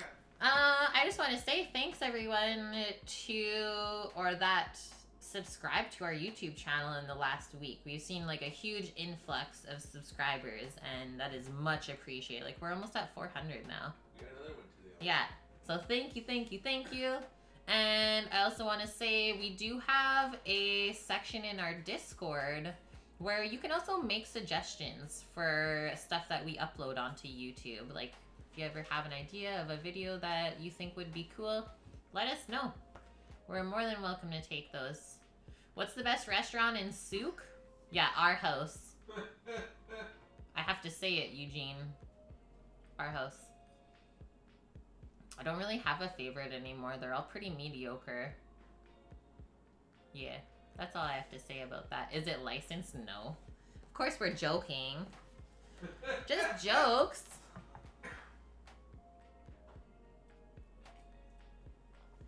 I don't know where to guide you though, because we've not eaten at most of the restaurants that are here. We've not eaten at them in a long, long time. Because they're more, like, there's a couple that are good, but for the price point of what you get, it's like, I can just make this for myself at home. So there's that, right? And then we just have a bunch of fast food places. Yeah, no liquor license, no nothing. You had chicken tikka rice tonight for dinner. That sounds nice and healthy, Mickey. I love chicken tikka. Did you grill it up? Did you grill it on up? Okay, next one. Ooh, I can definitely get behind this. Couple of little desserty items. And hello, Blondie. How are you doing today? Let me get closer here. Wild blueberries and cream. Mmm. Nom, nom, nom. Something I just love to do. What? Wild blueberries. Yeah, wild blueberries and cream. You bought it, you had it delivered, and you're not bad at all. You're supporting your local restaurants. There's nothing wrong with that. Yeah, I don't have a liquor license, Leftmost Cat says, but I still mix myself drinks. Living on the edge here. Us too. I know, Finn. Blueberries, drool. He says, serves as many people as you can pick berries for. Hopefully enough for 4. Prep time. 5 minutes. That's it. 2 cups of wild fresh blueberries. 1.5 cups of good heavy cream. The zest of 1 lemon. When my grandfather passed away, we were left with many of his belongings. His RCMP uniform, a leather blackjack, snowshoes, animal pelts, and photos of his life. But the one thing that has always stuck out in my mind was his bucket hat. So the hat that I showed you there full of blueberries. When my father came back from PEI to Fort Erie with these heirlooms, we would sit around and tell stories about Grampy while looking at these artifacts. This dusty old bucket hat with salt stains grabbed my attention. The inside looked like it was covered in blood. This was his blueberry picking hat, colored from years of picking wild blueberries on his walk. So he would just like take off his hat and fill it with the blueberries, right? Because it was pretty much like a basket weave. Oh, chocolate fudge with cream afterwards, Mickey? Deadly Sunday meal. Skookum, you love Vindaloo, but you can't get it anywhere? What? Okay, is Tandoori Fusion still a thing in kits? Skookum, look it up. Tandoori Fusion. Because they had bang in Vindaloo. From what we can remember when we lived there. Very, very good. Tandoori Fusion. Yeah, exactly, Eugene. So your restaurant house is unlicensed and you don't have a liquor license? That's a first. Restaurant house for the win. Okay. Grampy would only pick a hat full of blueberries, never taking more than he needed and leaving the rest for the birds that he loved. That was Grampy, a true man of nature, never living in excess, never taking more than he needed, and always leaving some for the next person or animal to find and enjoy. And we can take something away from that as well. On a recent trip to PEI, I filled my own hat to the brim with wild blueberries. It was a special moment for me because my hat has my son's nickname on the front. Life comes full circle. Grampy would serve the blueberries ever so simply with just some whipped cream or maybe with some fresh vanilla ice cream or even angel food cake. Yeah. I just love the bowl of blueberries and heavy cream. Nothing beats that simplicity.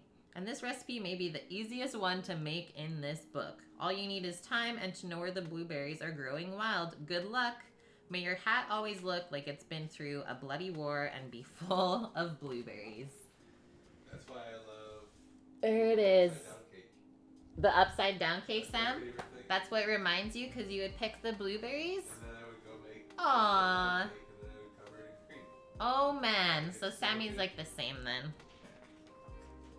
Okay, next one. This one looks really good too. Molasses bread pudding. Molasses bread pudding. Looks like French toast. Have I been to Salt Spring Island? Yes, I've been to Salt Spring Island. It was a short day trip and quite a few years ago. I've never gone with Sam. We gotta go back though. All good. Yeah, the babies were rampaging.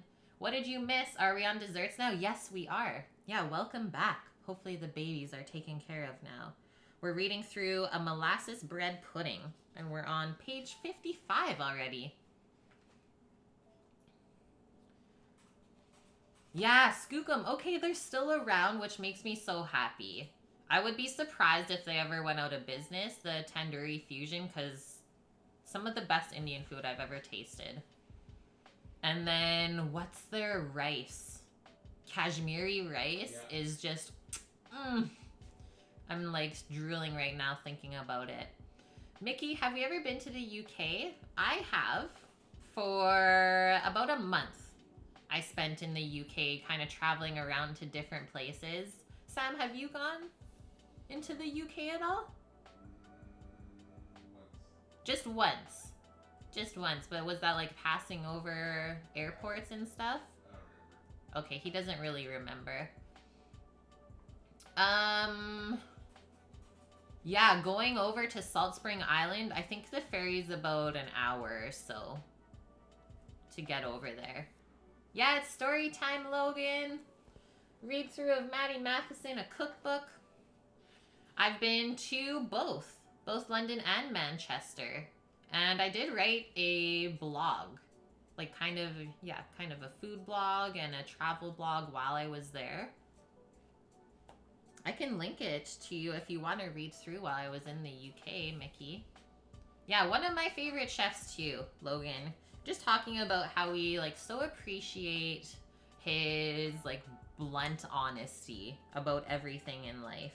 I think we can learn something from that. And yeah, his energy is legendary as well. You would never guess that he's like completely sober, right? Just harnesses all of that energy to make amazing stuff now. 100% AFK. That's definitely one of my goals later in life, is to write a cookbook.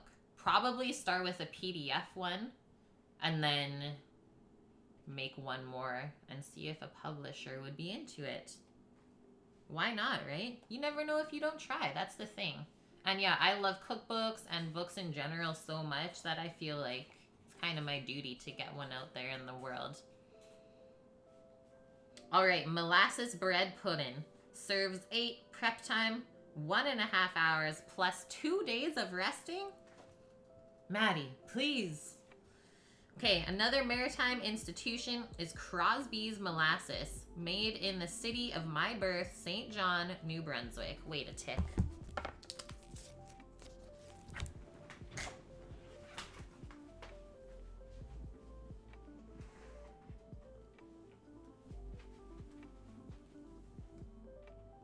That's the one. This is literally like the one brand of molasses in Canada.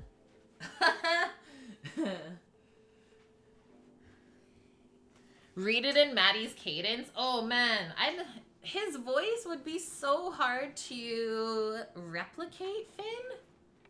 I don't think I could do it. I do get like some of his squeaky upper tones though that he gets when he gets excited.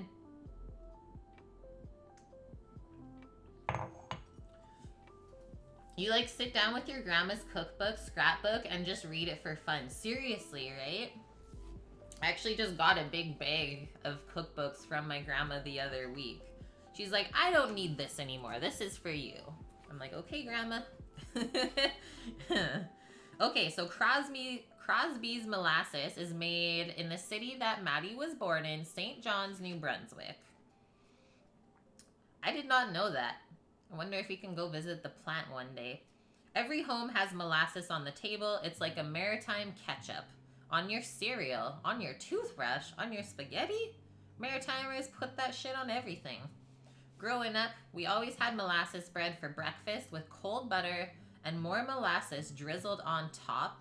And when we were bored with that, Mom would transform the bread into molasses bread pudding. A few loaves were made at the start of the week, and by Saturday or Sunday, Mom would be making the bread pudding with that week-old dried-out homemade bread for breakfast. Interesting. Intrigued. Yeah, wait, New Brunswick isn't a myth? No. What is island life like? Nothing like the big city. Well, if you go downtown, it can be like the big city. But I think for the most part, it's definitely a slower pace of life out here. Okay, so the molasses bread, water, sugar, yeast, molasses, rolled oats inside of it. Nice and healthy. Water, whole wheat flour, all-purpose flour, salt, and butter. Maybe we'll have to try out this bread, guys. I've never made a bread with molasses in it before, but I can see that being like very flavorful.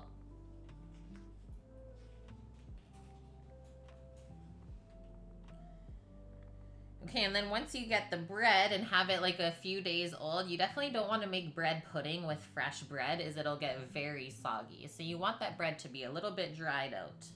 It'll have better structure in the end. Because then we're going to be cubing up the bread and mixing it with eggs, cream, brandy, cinnamon, nutmeg, and butter.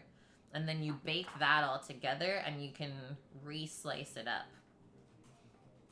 So I guess they kind of use molasses as syrup, right? And then he makes a caramel sauce and whipped cream to go with it. So that's how he turns it into a dessert. Turning breakfast into dessert? I'm in. You've made some black rye-loaves that use molasses and it's pretty tasty. Yeah, I really like the flavor of molasses. Oh man, this photo of his parents. Edith and John recovering from a New Year's party. Hilarious. $19.58. This is nice too. Gives you an idea of how the fishing community is. So good, Dust. Okay, we made it. We made it. Chapter 2. So this is Matty's wife's side of the family. Trish, absolute legend and beauty. Lionel and Dorothea Poirier. And we have 1, 2, 3, 4, 5, 6, 7, 8 recipes from them.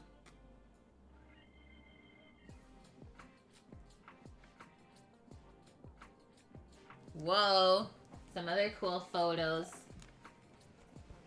The bottom one here is Matty's grandpa when he was still an RCMP officer, calling his grandma to see what's for dinner. And then his nanny. Nanny in the kitchen. Those nannies. Okay. Or sorry, this is not Trisha's parents, but his mom's side of the family then. Not Trisha's parents. I didn't know how I got that wrong. Maybe they're coming up still. Yeah, they're last. Okay. So he says the chief didn't like getting soap in his eyes.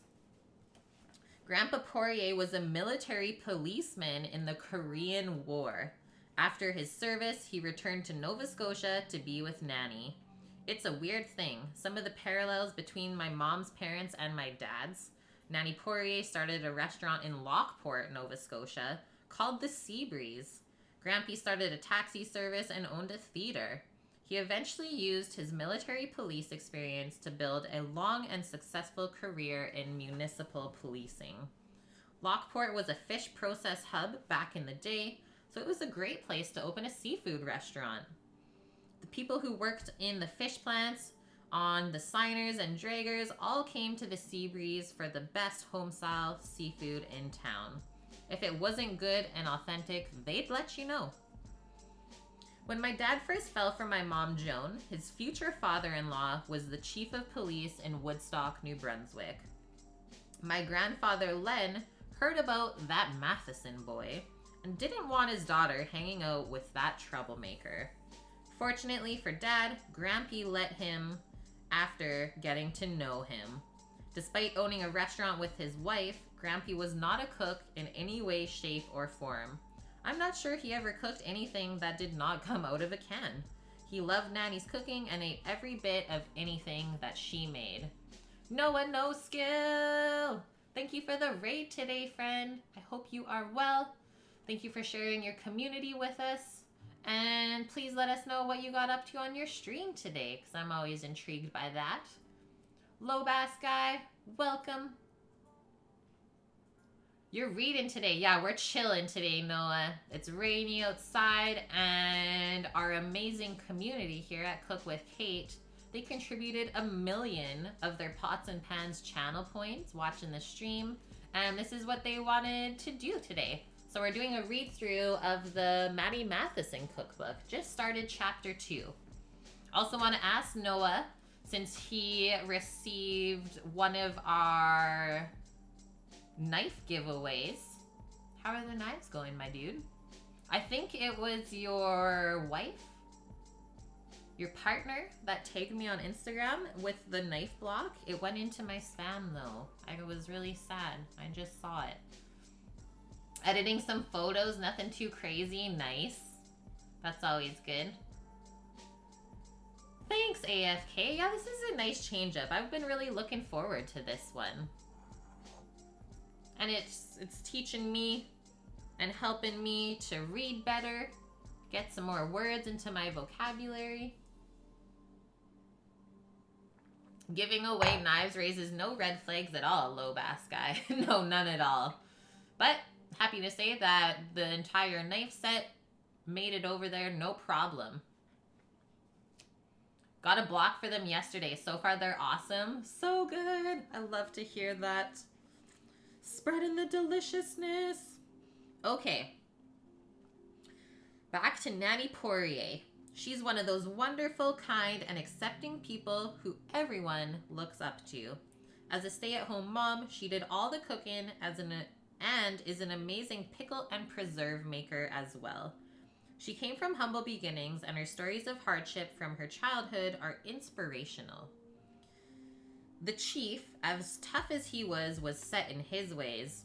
Dinner was served at 5 p.m. sharp, and Nanny had to wash his hair in the sink because he did not like to do it himself for fear of getting soap in his eyes. Oh, man. He, a man who survived the horrors of war and was decorated for bravery, was so afraid of getting soap in his eyes that he couldn't even wash his own hair. What the fuck, Grampy? Get it together. That didn't matter. Nanny accommodated him, lovingly washing his hair every day. Call him out. And I'm sorry if you have kiddos watching, but I have to read this verbatim because then you get Matty's voice going along with it. Okay, this looks absolutely insane, and I think it's definitely something, if you love pork, you need to make this for yourself. Yeah, reading it out of my gaming chair. This chair is honestly, well, it's more comfy than the bar chairs that we had. So that's why I was like, I choose to sit in this because it's got like a nice lumbar little pillow support back here. Check out this photo though. Oh, like you can see the juice is in there. And then the crispy skin on top. Just so much different flavors and textures going on. You've got the same chair, but in red and black. Yeah, this was a hand-me-down from Sammy. And I graciously accepted it. I really like it. It's comfy. So this serves 8 to 10. Prep time, 1 hour plus overnight resting. We want 1 12-inch skin-on pork loin, 4 cups of canola oil, kosher salt and black pepper, and 3 tablespoons of garlic powder. Yeah, sweet mother. Yours was a Christmas present from Mom and Dad. Solid Christmas present. Okay. Every time I smell roasting pork, I think of this dish and my Nanny and Grampy Poirier. My parents never made pork, and I'm not sure why. Maybe that's why this dish is so special to me. The fattiness of the skin on pork loin and the way the skin cracked, I loved it so much. Nanny always made it with gravy, roasted whole carrots, parsnips, mashed potatoes, and pickled beets. She would score the skin like I had never seen, and I never really saw again till I went to Copenhagen, where they serve the best roasted pork loins ever. Okay, I didn't know that. which is funny because my grandma never went to Copenhagen. But it makes sense to slice the skin instead of scoring it in a crosshatch fashion. It's easier. This recipe is part my nanny and part my love of one of my favorite cities in the world, Copenhagen. Serve this with your favorite vegetables, potatoes, carrots, or squash. Homemade applesauce goes well with this meal too. Hello, Lauren. How are you today? Welcome in. Yeah, you forgot this was happening. I hope you're having a good Sunday so far. Skin on pork is really, really good. And like I said, if you've never really experienced something like that, seriously try it for yourself. And if you're scared to make it for yourself, go find it. Go find somewhere that makes it. Before you moved to the Pacific Northwest, you couldn't get it regularly. And it was a sad thing. Yeah, for sure. So all he does, he says, with a box cutter, so like the yellow handle knives usually, with the razor sharp blade on it, score the skin of the pork loin straight across, going as thinly as possible all the way down the loin, but not going into the fat, just through the skin. And then he says, this is our overnight, so air dry the pork overnight in the fridge. And we know from cooking our steaks yesterday that the drier you get something on the outside, it's going to create a nicer sear and crust at the end. And then we preheat the oven to 450. Place the pork loin on a rack set on a baking sheet so it's propped up. And then we rub it with oil, salt, and garlic powder. Roast it in the oven. About 15 minutes at 450, and then you turn it down to 300. Cook it for about another hour, and then let it rest.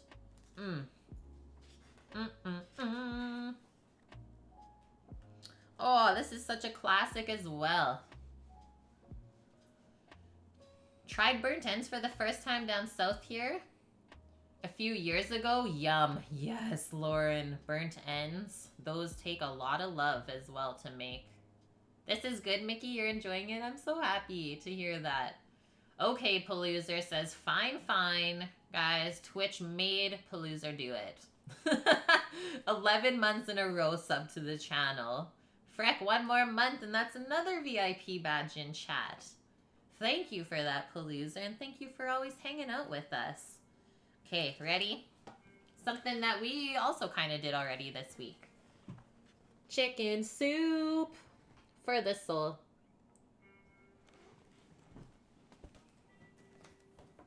Serves 5, prep time, about 3 hours. We need chicken, salt and pepper, oil, onion, carrots, celery, leeks, and then he does parsley, thyme, bay leaves, and lemon. Very simple ingredients as well. Chicken soup is something everyone should know how to make, not just out of a can. It's one of those dishes that is healing. All you need is chicken and water. Serve it with grilled cheese sandwiches or just by itself. I don't think I've ever had grilled cheese sandwich with chicken soup, but I'd be okay with that. Yeah, he may look like a madman. Like, look at his face in this. Just like, what is going on? But he's got it figured out, exactly. Baked in late. Just hopped in. Looks like you're reading a bedtime story. Pretty much. Pretty much. Are we menu planning? No, not at all. I guess we can, though, if we find something that we really like. Okay. He says chicken soup is good for breakfast, lunch, or dinner. Add noodles or rice, Parmesan cheese, or chopped kale. It's one of my favorite foods. My nanny always made it with her leftover roast chicken dinner, a meal she cooked often. I love knowing that after a roast chicken dinner came the chicken soup. The real beauty of the chicken soup is that it's a blank culinary canvas. You can make a Mexican pollo verde, a faga, an Italian wedding soup, broth for tortellini. It starts with roasted chicken and water and can end in any part of the world that you wish. But this one is my grandma's and I hold it close to my heart. Very nice.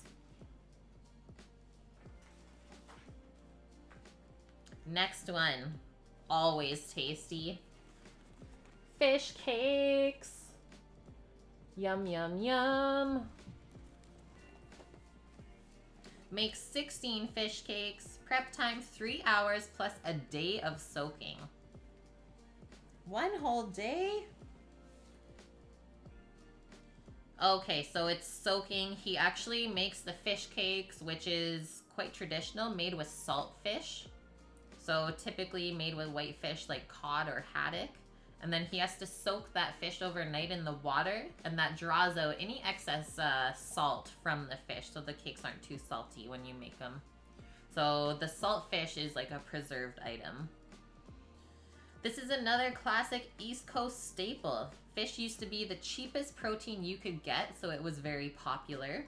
These fish cakes are made with salted fish, which is traditional. There are many ways to preserve food, but salting is probably as old as man himself as a preservation method. The fish cakes can be frozen before you fry them, and they make a nice comfort meal you can serve quickly to brighten up a dreary Sunday morning breakfast.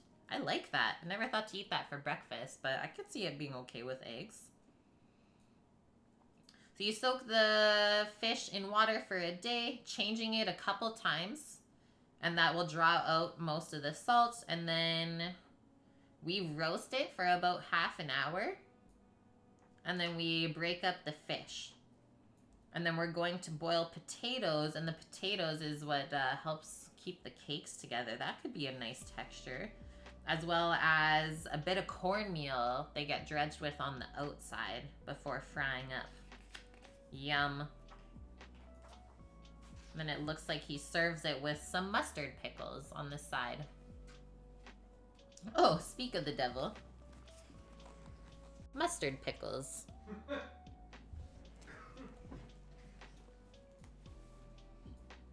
One of these days you'll get around to making fish and brewies. What's brewis? So you can try it. I don't know what that is. Okay, mustard pickles makes 2 500ml mason jars. Prep time 3 hours. My mom loves to make a mustard pickle sandwich. These mustard pickles have a thick sauce and won't run all over the place. They are excellent on hamburgers and hot dogs and make a great side with fish cakes, a boiled dinner, or a pot roast. So for the pickles, we need pearl onion, cauliflower, small cucumbers. And then the brine is white vinegar, sugar, dry mustard, turmeric for color, kosher salt, and then the cornstarch to help thicken it up.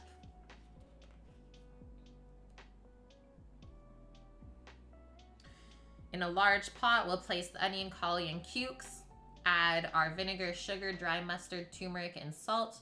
And then we simmer that together until the vegetables are tender. And then we combine the cornstarch with a little cold water and mix that in to thicken it up. And then we can the pickles, and that is it. Easy peasy. Okay. Maritime dish of saltfish and hardtack is called brewis. So cool. Yeah, there's so much food from the East Coast that I have never experienced, but I'm very intrigued by it. This looks really good. This one. Ready? A rabbit stew. Rabbit stew. We could make that. We're able to source whole rabbits here. You could see this getting a lot of love put into that. Just in time for Easter Palooza. Don't serve that one to the kids. Yeah, rich looking broth, hey? The nice, I can see like a 1/4 inch little fat slick on top too. That's orange. So it serves 4 and it takes 2 hours to make. 2 whole rabbits, canola oil, salt and pepper, pound of bacon, garlic, shallot, carrot, celery, cremini mushrooms, new potatoes, Dijon mustard, tomato paste, red wine, and chicken stock. So that'll be for the broth there. And then tarragon, parsley, thyme, sage. And then some bread for serving and salted butter. This is one of those classic grandma dishes that everyone loves. It's usually made with chicken, but this time we'll use rabbit. Nanny always made it with rabbit. They were readily available as everyone trapped them and used them for barter. She used to get a penny for every rabbit she skinned for Uncle Harvey. Wow. Talk about history there. The place your brother worked at there did an Easter bunny stew. People lost their minds. Yes. Yes. Do not show that to the Western folk. Okay, this I really need in my life. Holy heck. A mussel stew. Like, look at that. So many good things going on in there, and all you need is some bread to soak it all up. And he says grilled bread at that. Serves 5, prep time 2.5 hours. That's really not bad for a stew. Salt, 5 pounds of mussels, olive oil, garlic, onion, celery, carrot, fennel, tomato paste, paprika, white wine, a pound of salt pork, so pork that's just been salted and not smoked, so it is still preserved a little bit, a can of diced tomatoes, zucchini, black pepper, parsley, tarragon, and some grilled bread. So simple, but so good. And yeah, the mussels look huge and absolutely delicious. Ghetto Vino. 5 pounds of mussels, but it is serving 5. And then the thing with shellfish is a lot of the weight comes from the shell. So even though you're getting a pound of it, there's no way that you're eating a pound of meat from that. There's no dumb questions here, AFK. Come on now. Why do recipes always call for chicken broth and rarely ever beef broth? Are they interchangeable, or is there something not as good about beef broth? Well, yeah. So one thing I'll say to that is, like, beef broth has more of a rich, strong flavor, especially if you wanted to use it with, like, shellfish or even chicken, I guess, right? Because it'll kind of maybe overpower what you're going to cook it with. But I don't see a reason or anything wrong with using beef broth to make a chicken stew. If anything, it'll be more delicious. I wouldn't put it with anything shellfish, though. I think that makes sense. But yeah, for the most part, they'll always call for chicken broth, right? Maybe because also, like, beef broth might be a bit more expensive to make, buying the bones and stuff like that. Hello, Vune. How are you doing? You have a message from Mrs. Vune for you. She says that you are so pretty with your hair down like that. Thank you, Mrs. Vune. Thanks so much. Yeah, we're going natural curl today. And it is getting very long. I was still talking to Sammy the other day. I was like, I think I gotta cut this. He went like somewhere up here though. He's like, yeah, that should be good. I was like, whoa, that's a bit much there, my dear. But we'll see. Maybe I will just go for the chop. Yeah, you're very welcome, AFK.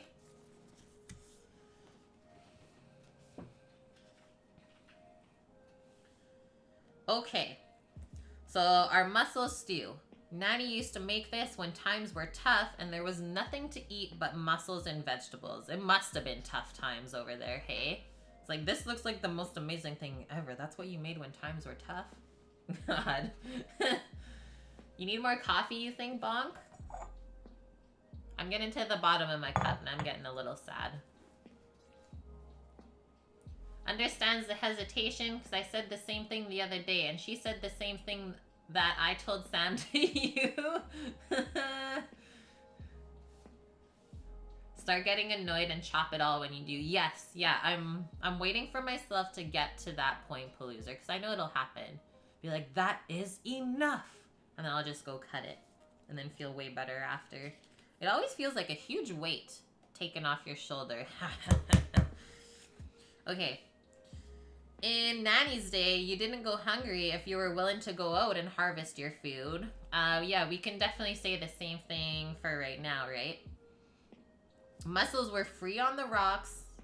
Now, I mean, a lot of the beaches around here, they say not to pick the shellfish from them because the waters aren't good anymore. So there's that. Thanks for that one, world. Global warming. They say it's not a thing. So mussels were free on the rocks. You grew veggies in your garden. Basically, if you worked, you got to eat. And I think, like, having food on the table and a roof over your head is one of the most important things. Everything else comes second to that. But Okay, so what he does, cooks those mussels until they open up, and then he puts them into the seasoned ice bath. Pick the mussels out of the shell and set aside.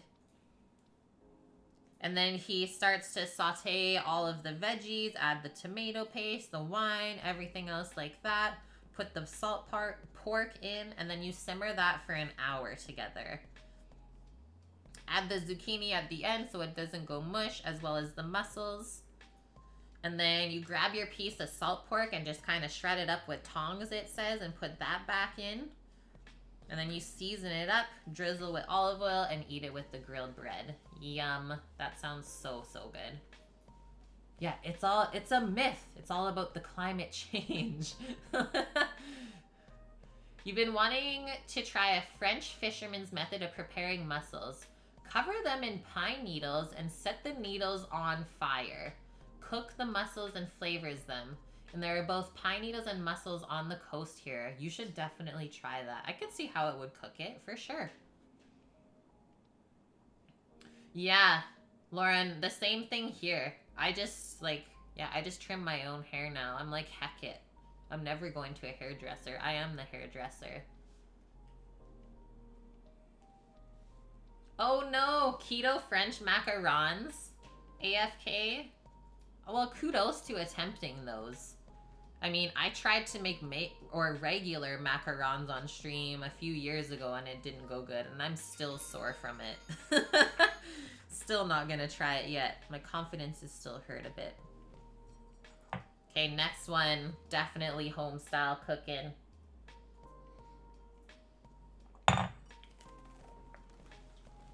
Pot roast. Tasty, tasty pot roast. And it looks like it's served with some carrots and maybe fennel there.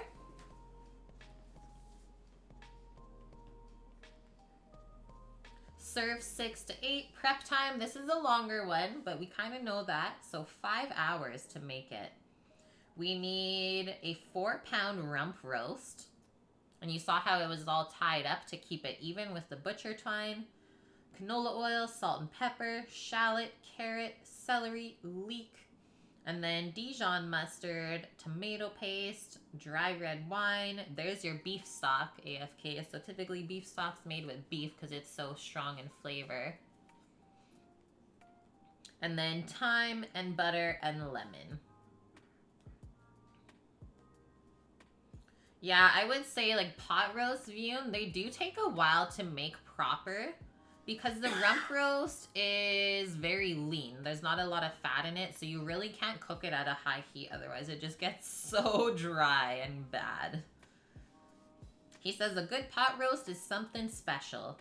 My nanny would make this on Sundays after church. She would get the roast going in the morning, and by the time she would get home, she would just have to finish the vegetables and mashed potatoes. We didn't have to go to church with her because we were Mormon and she and Grampy were good Catholics. I did not know that Matty grew up Mormon. I did not know that.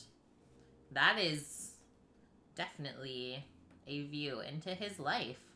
But man, it sounds like he had an awesome childhood. People say that pot roast is the poor man's prime rib and that you're either a pot roast or a prime rib family. A clash of the classes. But I feel that when done right, they are equal and both have characteristics that are strong and powerful. The pot roast is just like making a diamond. Apply a little pressure and time to that rump roast, braise it and baste it, and you'll have a beautiful broken down piece of meat. Pot roast is also a winner because you get gravy from the braising liquid. One pot cooking is the best. You can throw in carrot, onion, parsnip, rutabaga, all of your root veg, and pick them out when they're cooked, and then just finish the roast by reducing the sauce and basting. Nanny and Grampy Poirier were definitely pot roast people. Even though they had money and could afford the prime rib, Grampy liked his pot roast on Sundays, and so did I. You watch some of Matty's videos and you would have never guessed that he grew up Mormon, but sometimes when you grow up that way, once you get older and like out into the world, you kind of act out, right? And we'll get into his history and that stuff coming up as well. But happy to say that now he is 100% completely sober. He has healed himself in the best of ways. Yeah, very interesting, Lauren. Thus the tattoos as well. Yeah, exactly. Go through a little bit of pain there. Just a touch. Oh, really? You learned that a few weeks ago in a video of his. I've not watched some of his videos in a while on YouTube. Oh, that's amazing, AFK. Yeah, pot roast is like such a Sunday family meal sort of thing, so it totally makes sense. And I'm sure like all of your kiddos totally love it as well. It's probably like, Mom's making pot roast. This is the best. Okay, so we start by seasoning the roast up with the salt and pepper, and then we sear it up on all sides. And then we'll saute the veggies and add your mustard, tomato paste, the wine, and the stock. Put everything else back into the pot, and you cook it low and slow until the roast is done, about 2 hours covered. And then you remove the veg, uncover it, and then go another hour. Crazy. Yum, though. Okay, this looks like absolute money. Might have to make this one in the summertime. Don't want to cover the name. Blackberry coffee cake. Look at that. Just like studded with massive blackberries. Serves 12, prep time 1 hour. Yeah, oh man, like that is a tall looking cake, and the outside layer of it looks so crisp and delish. It says in Fredericton, where Grampy was chief of police for many, many years, my grandparents had this beautiful home at the back of a cul-de-sac. When I was a kid, I thought it was a mansion. It had big white pillars, and they had blue carpets and really nice furniture, and everything was so perfect. Doilies and art everywhere. Everything was just so nice and clean. I'm not saying we had a messy house or that we lived in a shack, but there were 4 kids in our house always smashing things. My grandparents had a backyard that seemed to go on forever, where my brothers and I would play with our wooden toy guns. At the edge of the yard was a giant blackberry bush that was often used as a hiding spot from my 2 brothers rather than the culinary treasure that it was. Their house always smelled so good. I can still smell that coffee cake coming out of the oven and cooling by the back window. I can see my mother, my Auntie Iris, and my sister playing some card game, my dad, Uncle Frank, and Grampy watching the Expos on TV, and my brothers and me running around everyone trying to get their attention. I didn't include a lot of desserts in this book because I don't like to bake, but this cake is super easy and it means a lot to me. So we know this is a good one then. If Matty doesn't like to bake and he put it in, that's gotta be good. Yeah, oh heck yeah. Exactly. So 1 hour to make this: flour, sugar, baking powder, and soda, salt, eggs, sour cream. There it is. The base is a sour cream cake, and that makes, I think, all the difference. There's also vanilla, brandy in it, some lemon zest, 3 cups of blackberries, so no skimping there, and then butter and vanilla ice cream, optional for serving if you want. All just made in a round cake pan. So easy. Ooh, look at this one. Part of the like shipyards, we can say.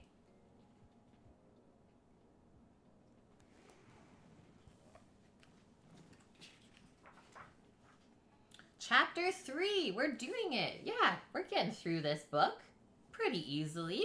It's only been 2 hours so far. So chapter 3, Mom and Dad. Look at these legends.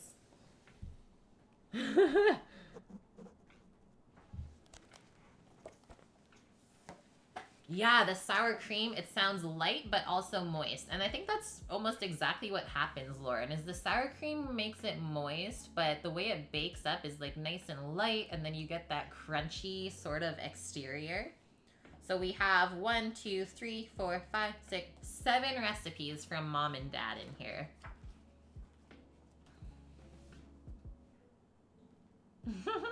Okay, he says you can't pick your parents, and I wouldn't change a dang thing.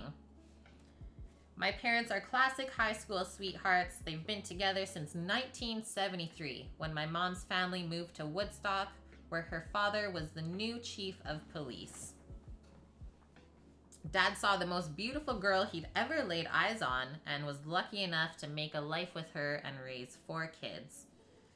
We had an active family life filled with lots of weekend camping and visits to the grandparents. That honestly sounds like how I grew up. We really loved getting out into the woods. One of our favorite camping spots was Cape Blomidon in Nova Scotia.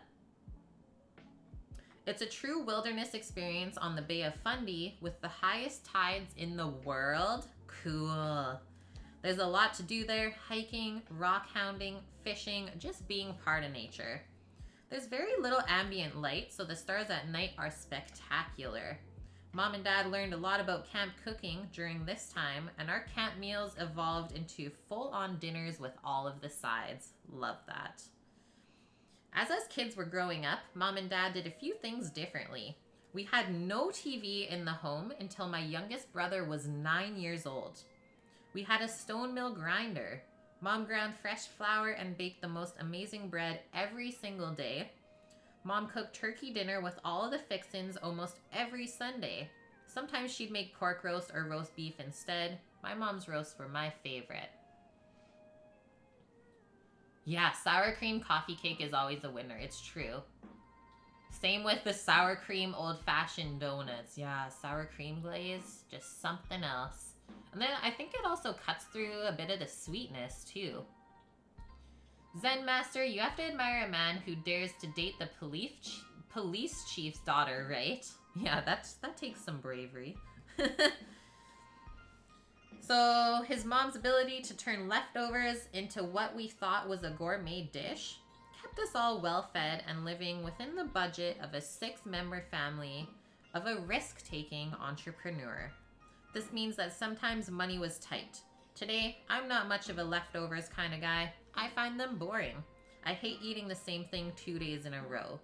We all took turns with chores, dishes, laundry, cleaning the litter box, and we all got to work on our cooking skills.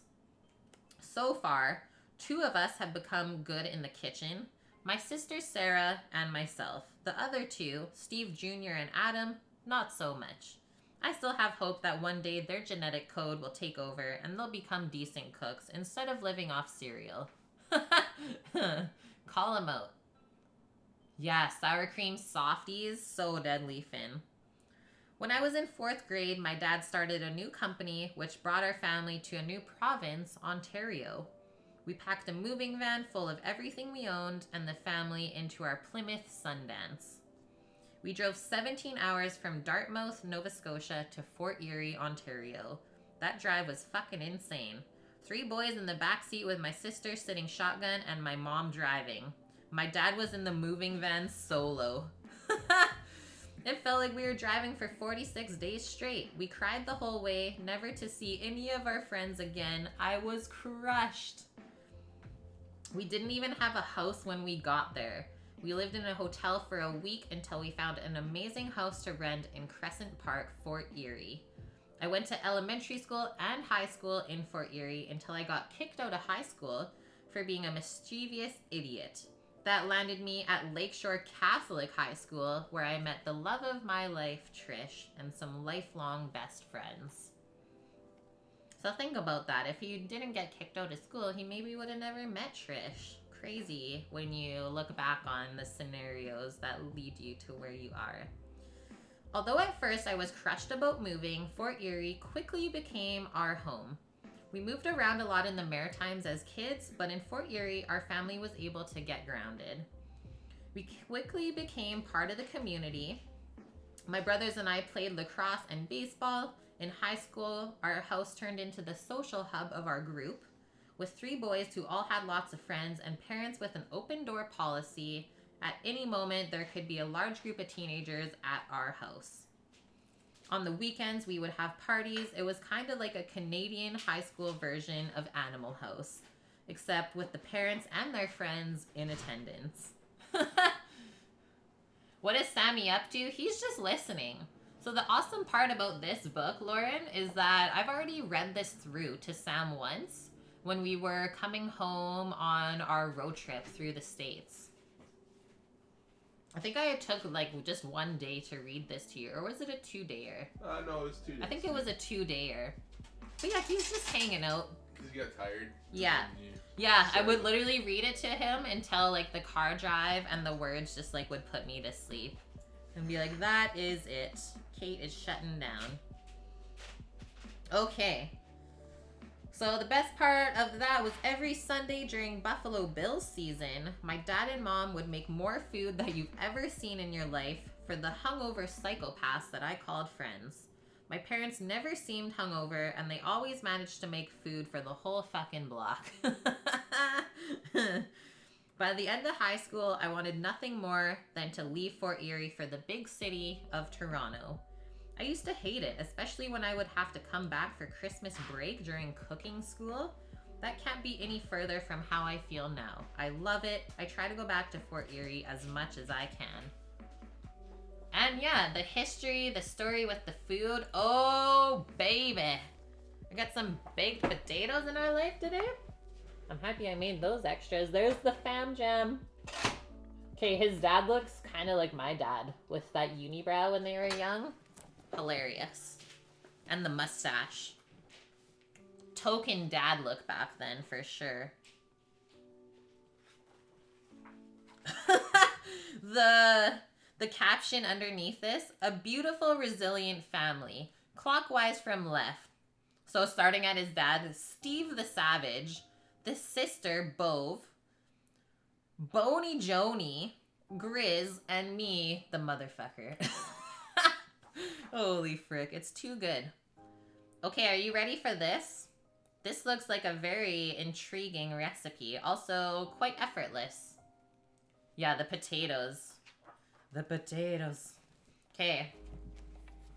Mom's cheesy things. Mom's cheesy things. They look pretty cheesy.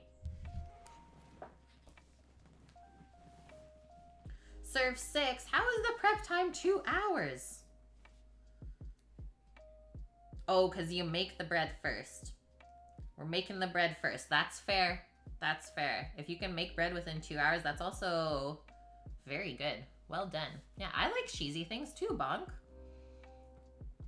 So as we know, his mom always made bread. She would even mill her own flour. Every morning, there would be a few loaves of fresh baked white or whole wheat bread. And most mornings, we would have the bread either with strawberry freezer jam or as cheese bread with a spicy mixture on it. As kids, we loved it so much. I was, for some reason, ashamed of my big bread sandwiches at school. I always wanted the Wonder Bread like all the other kids. Thinking back, I was such an idiot. I wish I had the time and patience to make fresh bread every morning for my son, let alone for 4 kids and a husband. When I talk to my mom about her bread making now, she just laughs and says she was crazy back then. She hasn't made bread since we were in elementary school. But I will say, like, trying to raise a family like that and making your own bread rather than buying it, you'll save so much money. Okay, so we got the fresh made bread, 2 cups of cheese, cheddar cheese at that. We need Mexican chili powder, cayenne, smoked paprika, a little bit of Worcestershire sauce, and black pepper. Basically, we toast the bread with the cheese on it and then sprinkle the spices over top and a little splash of the Worcestershire sauce and the pepper. The edges should be a little burnt and the middle should be soft and chewy. I'm in. The milled fresh flour and then making the bread, yeah, blows your mind, right? This is one that I've eyed up reading through before. It looks so good. Roasted chicken, broccoli chicken cheddar curry casserole. What? So many words. It looks dang good. Are we almost ready to eat, Sammy? Almost time. I'm getting excited. That looks amazing, right? Looks like an easy one to do in a cast iron pan. Serve 6 to 8, prep time 2 hours. We need 2 chicken breasts and 4 chicken thighs, salt and pepper, canola oil, onion, garlic, ginger, butter, yellow curry powder, cream cheese, grated cheddar cheese, a head of broccoli, frozen hash browns, green onions, cilantro, and lime. Whoa. I really want to make this now. Yeah.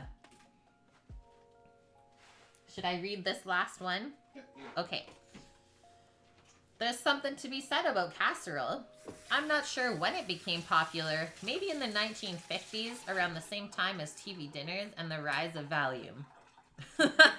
Grab a bunch of meats, vegetables, and starches and add milk, cream cheese, or something else that would hold this whole mess together. Finally, bake it in a glass casserole dish. The sides get crispy, the cream kind of splits, and the oils run up and down the glass dish, looking like a bubbling science experiment. Hello, Speed. Is that the Good Shit Cookbook? Yes, it is. Also known as Matty Matheson, a cookbook. Welcome in. How is the day going? Happy Sunday to you. We're on page 91 already. I love casseroles. Yeah, they're huge in your family desk at Thanksgiving, Christmas. You have to put love into them though. Like, a mediocre casserole is just like, come on. Like, it's a one-pan wonder. There was not enough love put in. Okay. My mother was never an amazing cook, he says, but she'd made breakfast, lunch, and dinner every single day. I don't think she was a bad cook. She was more about maintaining 3 growing boys and a daughter on a tight schedule. I would go to some of my Italian friends' houses and see these massive dinners with handmade pasta, seafood and tomato sauce, prosciutto wrapped melons, veal parmesan, tiramisu, and other foods I've never seen before. We were very much a meat and potatoes household. This dish is one of those fail-safe meals that parents make when maybe there's a little too much going on. I grew up to love this dinner. I'd never had Indian, Pakistani, or any other kind of curry, but I loved this dish. I fell in love with the broccoli, chicken, cheddar cheese, and creamy curry sauce. And then I'll also say it's not a spicy curry, so that's why it's also good for kids. Served with a side of minute rice, you're flying all over the world with a culinary freak flag. Every family that has that one dish that your parents would make a few times a year that was misunderstood. This is that dish. It's an underdog. The original recipe was probably on the side of a can or a box, but I fell in love. It's a what's going on inside kind of dish. It means well, and it's pure at heart. Hey, Chef MDT, is that your book? Yes. Yes, it is. Day's going good, Speed. Getting ready to do some fly fishing. Nice. I hope that you are successful in your fly fishing today. Casseroles are perfect for taking leftovers and making something new. That's what I like to do as well, Bonk. Yeah, this all sounds good. Okay, so he sears the chicken up, then cooks the onion, garlic, ginger, adds in all of the dairies, and then we add the chicken, broccoli, hash browns, and then pour that into the baking dish, cover with cheese, and bake until it's bubbling and browned. So easy. He says there's no right way to serve this. Plate, bowl, fuck, serve it out of the boot. Scoop it out, sprinkle some green onions and cilantro on top, give it a squeeze of lime, and enjoy this one dish that still boggles my mind but is so good. Serve it out of a boot. Okay, this is where we take a intermission. But the next one is very intriguing to me. Holy heck, what Sam just brought in here. What the heck? What is going on here? I am okay with it, whatever is happening. Yep. Cheers to that.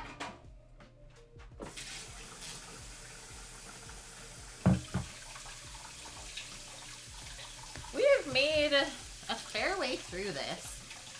I'm gonna say, just judging by where we're at, probably 3 Sundays. probably 3 Sundays to get all the way through. But that is a-okay with me. I'm loving this. And it's also like giving us some inspiration for future streams. Yeah, boot recipes are your fave.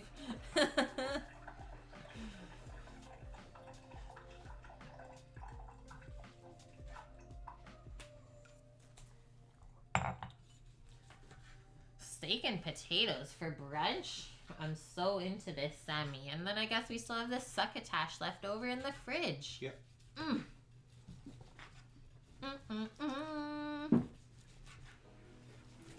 Okay, our little cupboard, our cupboard nook has been broken down for a moment.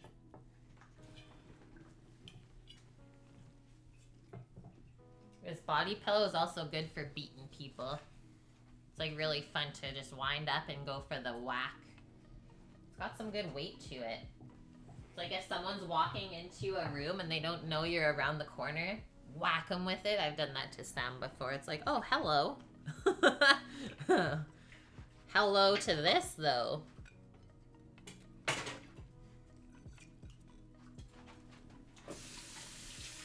The last steak to rule them all. Oh, yeah. And now, before I eat this, or as I'm eating this, we can talk about everyone's review of the meal from last night. It's been good, Cookie. Nice. Yeah, I'm on the background as you're organizing the pantry. It's such a good stream to just put on and listen along. Like I said, it's almost like an audiobook. And yeah, stay nourished. Need to get a giant glass jar for your water. Lauren, where I got mine from, it's literally a milk bottle. So if you have a local dairy producer that is still making their stuff in glass bottles, that's where you'll get it from. Okay, let's get into this. Sundays are great for cleaning and organizing. Then you just like feel like you're set up for the rest of the week. Is it still just pouring rain outside, Sam? Oh yeah. Ugh. Ooh, ooh.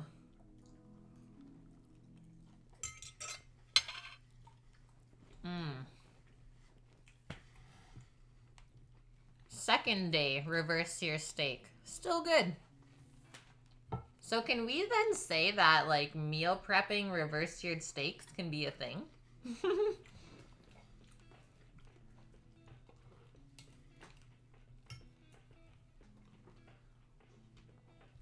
It's not a sweet potato.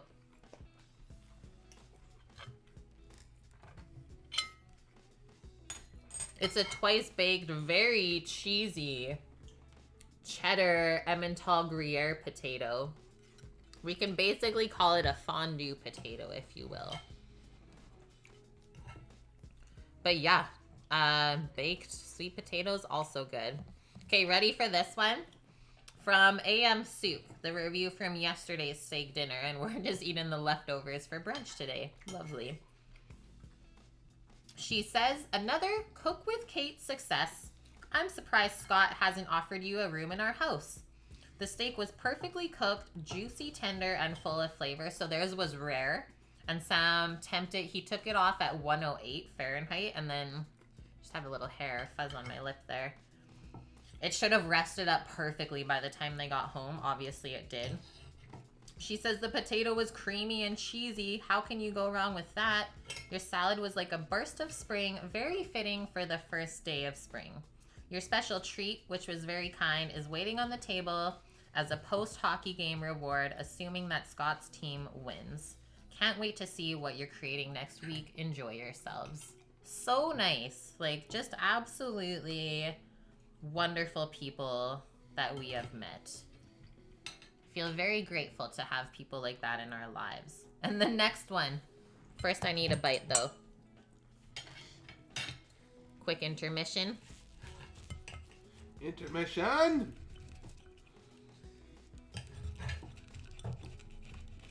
Yeah, I gave them a piece of the salted caramel peanut brownie. I was like, you just need this in your life. I can't deny you of this, even though you didn't order it.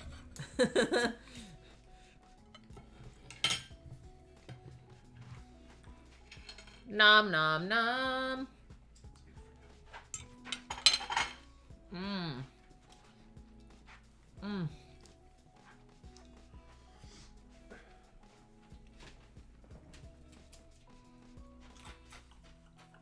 I feel like when you eat food, it kind of always makes me dance. And then that brings me back to when I was really young. My parents always tell me stories that, like, when they used to feed me in the high chair, my feet were just, like, always going. Like, I was always kind of just dancing as they were feeding me. So now it's just transferred to, like, this part of dancing as I got older. Imagine a world with no potatoes cracks. No, wait, I didn't read it yet. Please. Can you even have an intermission during an intermission? Well, we are here today, Casella. Okay, Paul says, it was so good with 5 O's. Steak was done perfectly. We just did his medium rare. The baked potato was delicious and so good matched with the steak. And I have enough left over for lunch tomorrow. Winning. Trying the dessert shortly. Half an hour later. Loving the dessert. Maybe a bite or two with my morning because I'm on holidays now. Not sure that I need a reason, but it sounded good. Have a good night, you beautiful humans. Yeah, imagine a world with no potatoes or cheese crux. No. That's sadness.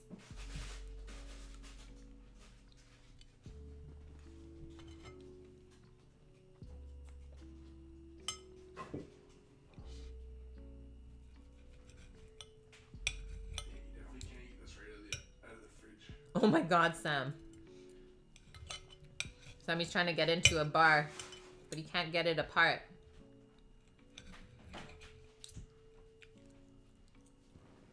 Yeah, no cheese and I'll die. Me too. Oh! Held together by caramel? Mmm. It won't come apart. I said that's a definite make on the food truck. Except we would smoke the peanuts first. And then put them in the caramel and finish it off. Get on that level. Into a bar. Yeah, those bars, Vune. You know the ones. I think you gotta make those ones. For you and Mrs. Vune. Those are pretty up there. Yeah. Drool indeed. Swap it out for pecans on top. Sammy says swap it out for pecans on top. Well, we can really swap out any nut, I guess. Yeah. Peanut, pecan, cashew, walnut, pistachio, hazelnut. The list really goes on. I love the crispy bottom of this potato as well. Okay, couple more bites and then we'll get back to reading. Gotta keep my energy up, you know?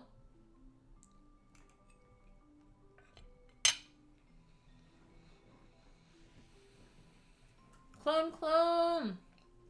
How are you? Mmm, nice Vune. Banana bread is so good. It's like not too sweet. I really like the texture of it as well. That too, Vune, yeah. Take a break. Yeah, how did you reheat that and it's still medium rare? Did you do 275? Just did it at 400 and just watched it till it was warm. Wow. So he just did it at 400 Fahrenheit in the Traeger, and he just watched it until it was like looking a bit glistening and juicy, and then he sliced it. Crazy. So that's how magical reverse searing is that we did yesterday. You can do it in your oven as well. You're doing pretty good, but now you're hungry. Yeah, you always gotta bring a snack. And yeah, I was getting hungry too. My stomach was literally like rumbling. I thought you guys were gonna be able to hear it over when I was reading. I was like, this can't be good. Zucchini bread is the best fruit bread. Also, like a pretty healthy one too. Not too much sugar.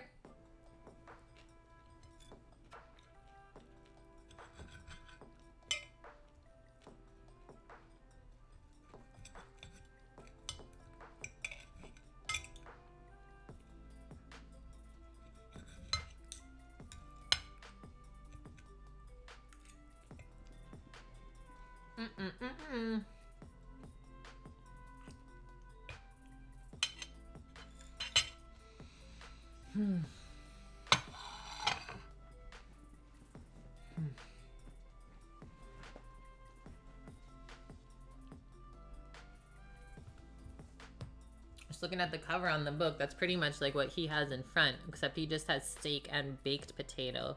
But like, look at those onion rings.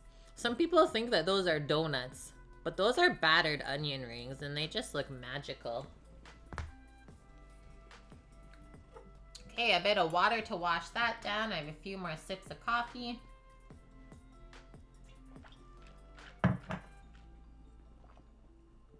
And away we go.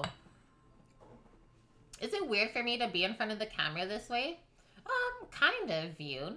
But I actually feel really comfortable. Maybe it's the chair or something like that. But yeah, typically I find I don't really look at the camera when I'm like cooking. But I have no problem looking at the camera like this. Maybe it's helping me grow. Look at this. I'm becoming more brave. Your one attempt at onion rings was disastrous, Leftmost.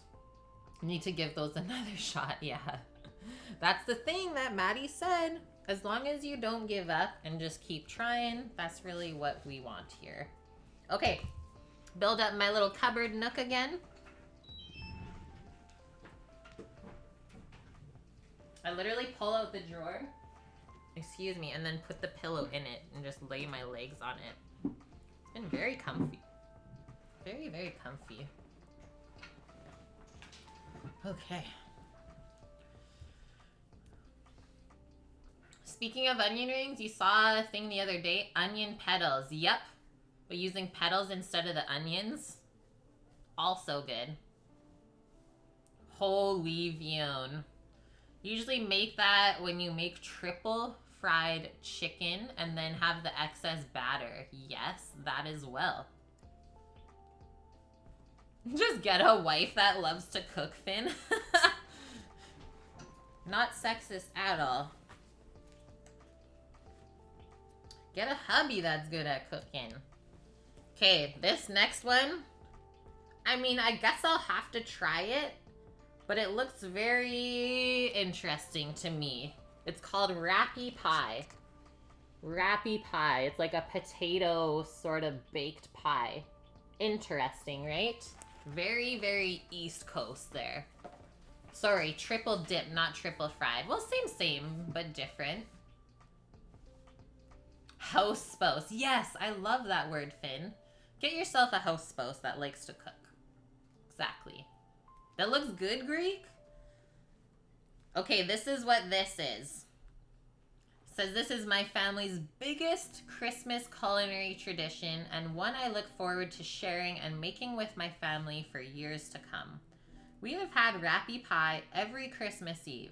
It's an Acadian dish that my Nanny Poirier learned from her grandmother. So like Eastern French Canadian is known as Acadian. I think it should be as well known as poutine, but it has never gotten the love. I think it has to do with the fact that it's not the prettiest dish. And that's what, like the first thing I said. I was like, this looks interesting. Yeah, I found a partner who's good at cooking and so did she. Yeah, happy to say I did too. Works out nicely. Kind of like a potato samosa. Yeah, good one, Greek. Now that's becoming more appealing to me. Everything about this dinner makes me happy. Making the chicken broth, reconstituting the potato pulp that was often freezer burnt and grayish. Pouring the chicken broth, stirring the gummy potato mash back to life, and picking the meat off of the braised chicken. You can buy frozen blocks of grated drained potato from a few stores in the Maritimes, or you can make your own potato base. That sounds a bit in-depth. My nanny would eat and make this dish a lot as a child growing up on the shores of Nova Scotia. You could substitute mussels, rabbit, or clams for the chicken, but nanny would never use beef. I love that this dish is served at Christmas and comes from hard times. It may seem very plain to most people, but to me, this dish is the cornerstone of my culinary makeup. Excuse me. Belch of approval for Sammy the chef. This dish is family to me. It is celebration. It is tradition. And coming from a guy who has very few traditions, I hold this one close to my soul. Cajun is where the word Cajun comes from, supposedly. I could see that, Crux. I could see that being one and the same. When we first moved to Ontario, I really missed this meal. We didn't go back to the Maritime for almost 4 years when we first moved out to Fort Erie. And this dish was one that always kept us connected and wouldn't let us forget our maritime blood and history. Please note, a rappy pie pan is a specialty item, so you will most likely have to use a deep cake pan. Do not use a glass pan. It must be a basic metal pan, he says. So it doesn't have a lot of ingredients. 2 whole chickens quartered, 2 onions, 2 carrots, 2 stalks of celery, thyme, parsley, salt and pepper, potato base for the rappy pie, which is 3 pages from here. AKA peel and grate 20 pounds of potatoes, squeeze out all the liquid, and then you save the liquid and starch. Craziness. And then green onion, cooking spray, and then it gets served. Ready for this? The bottom on the dish is molasses. What? What?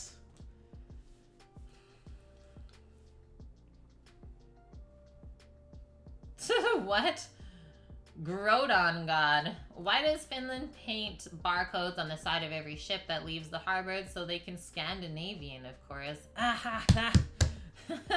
Thank you for those 10 biddies. And the terrible joke. Much appreciated. We like terrible jokes here. The Cajuns are of Acadian extraction. There we go. We're learning stuff today. Okay, so we place the chicken, onion, carrot, celery in a pot. Add the thyme and parsley. Turn the heat down to low and simmer those chickens for 3 hours until they're cooked through. Then we pick the meat off the bones, leaving it in big chunks. Strain the chicken broth and then put it on a boil. And then we take our potato base, add the chicken broth, and stir that up until it's smooth like cake batter. Crazy. Add the green onions. And then add salt until it tastes like a solidified chicken soup. Whoa. Okay, so we have to really grease up the baking pan, they say. This is how it looks at first.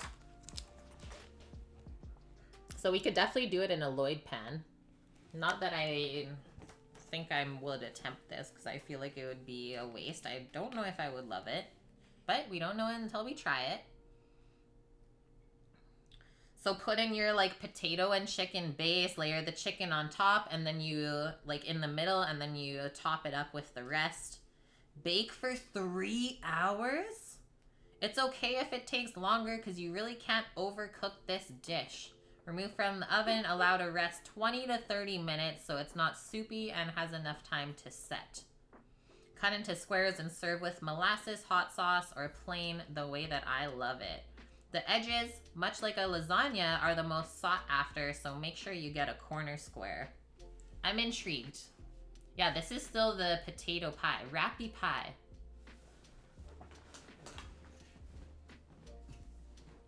Most chill stream ever today, Suki. And is that a good thing then? Is that a good thing? I feel very chill today. Okay, look at this. Here's those frozen blocks of the potatoes. So literally just potato starch frozen. And look at that. Gram. Of course it is. Yeah, thanks for hanging out, friends. The next one. For sure we'll be able to do this one day. Roasted goose. Can't wait to make that one. That looks so numb. Better than the goose that I've seen roasted one time by certain family members. I didn't try it because I was like, that's too dry for me to eat. Sorry. Okay, serve 6, prep time 4 hours plus overnight refrigerating. We need 1 whole goose, salt and pepper, shallots, garlic, parsnip, carrot, rutabaga, turnip, new potatoes, thyme, red wine, chicken stock, butter, lemon. This one, a thick berry compote for serving, as well as sherry vinegar. All right, where do you even get a goose? From like a farm, I would say. Gotta know farmers and stuff like that. I don't know if they carry it in the butcher shop here, but as far as I know, it's just the ducks that we can get whole. So yeah, you'd have to go to a farm that has gooses or go hunting, right? Gotta go hunting for it. Knowledge, shiggity. Parks this time of year, yeah. Says, I feel very lucky to have grown up eating roasted goose instead of turkey at most Christmas celebrations. There's something about that dark meat and the roasted vegetables in that golden goose fat. So goose and duck are very, very similar. The goose also has like entirely made up of dark meat, just like a duck, compared to like turkey or chicken. Goose fat is almost too good for you and definitely makes you smarter and stronger. If you had to build a house for your family during a snowstorm on the side of a mountain, this roasted goose would be the food to power you through that. When cooking this, you might run into some small questions like how do I not have dry breasts and undercooked legs or uncrisp skin? That's why I'm here to hold your hand and guide you through this, to make sure you finish building that house on the side of a mountain during a snowstorm with a belly full of goose. I love a roasted goose. You will love roasted goose, and you will learn how to cook this with all of the love in the world. Also, save all of the fat that's left over for stews, pie doughs, soups, eggs, or anything else that you're going to be cooking anytime soon. It's worth more than gold. Not really, but yeah, it is. That's why I always call the duck fat liquid gold. Yeah, Crux. Every time I shoot a goose in a park, the police get mad, though.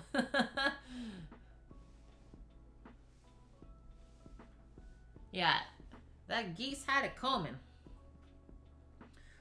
All he does, remove all the organs from the goose and allow it to sit in the fridge uncovered overnight. This is how you get very crispy skin. So same way that we let steaks, or what else did he let dry out overnight? The pork roast.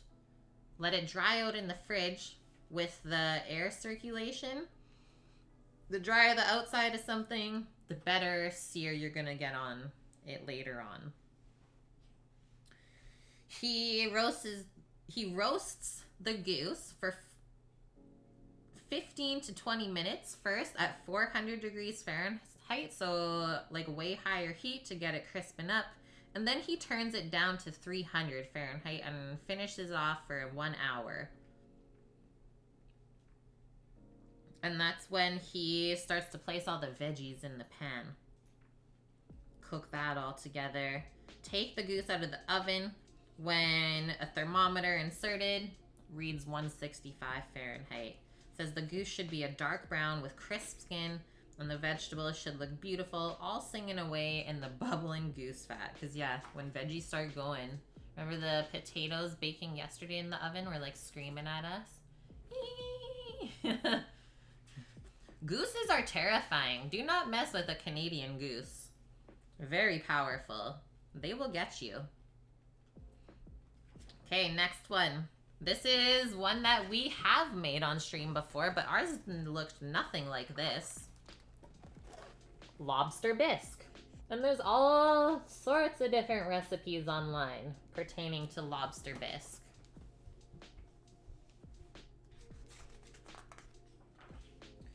Very many ingredients in this one, though. Holy heck. Serve 6. Prep time 5 hours. There's a lot of love in this one. So lobster stock he makes. 6 lobsters. This is definitely an East Coast one. Bisque pertaining to the Eastern Coast, where it's easy to get lobsters for not super expensive. Brandy, chicken stock, parsley, thyme, tarragon, bay leaf. And then the bisque base has bacon, onion, garlic, celery, carrot, parsnip, fennel, red pepper, butter, tomato paste, tomatoes, Madeira wine. And then you finish it with heavy cream, cayenne pepper, a cup of brandy, a cup of butter, and then salt and pepper. Insane. Ready? My dad makes the world's best lobster bisque. So this is Matty's dad's recipe. I still have never had a better one. He would be in the kitchen all day, just him and his bisque. My sister loved it so much that she would stand by his side and eat all the pressed mirepoix right out of the strainer.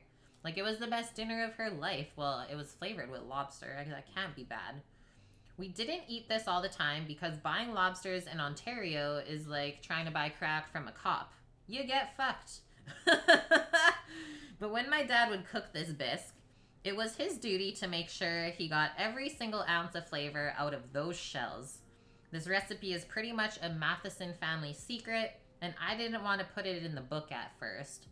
But people needed this in their lives, they need it in their mouths, and they need to share it with others. You need to make this bisque right now. So buying lobsters in Ontario, also a bit difficult. What is a bisque? It's a creamy seafood soup that's made with only crustaceans. Anyone who calls any creamy soup bisque is ridiculous and annoying. You can't make cauliflower bisque or red pepper bisque or even cod bisque.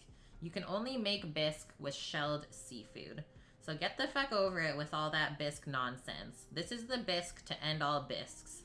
Please take your time and please take this seriously. This is a Matheson treasure. A treasure, guys.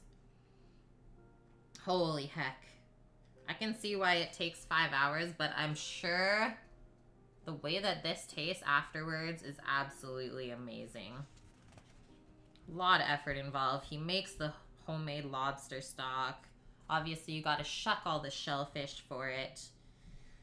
And then start making the base for the soup, right? The bisque base. That's kind of how we did ours as well. And then while that's going, yeah, you're able to make the stock from all the shells from the shucked shellfish. Add in your tomatoes and stuff. Simmer it all together. Add the seafood back in right at the end so it doesn't get overcooked. And then just stir in your cream and other flavorings. Okay, ready for this one? This one looks good too. It's called Scumbo Dad's Gumbo. Matty's dad's gumbo. Seems like his dad liked to cook. The scumbo. Get the scumbo. I gotta get my hair out of the way because it's being annoying. See, Paloozer, it's getting annoying. That's when you know. It's like the theft of the sea in a basket. Yeah, right? Serve 6. Prep time. Less than the last recipe. Only 3 hours. 2 cups, aka 1 pound of butter.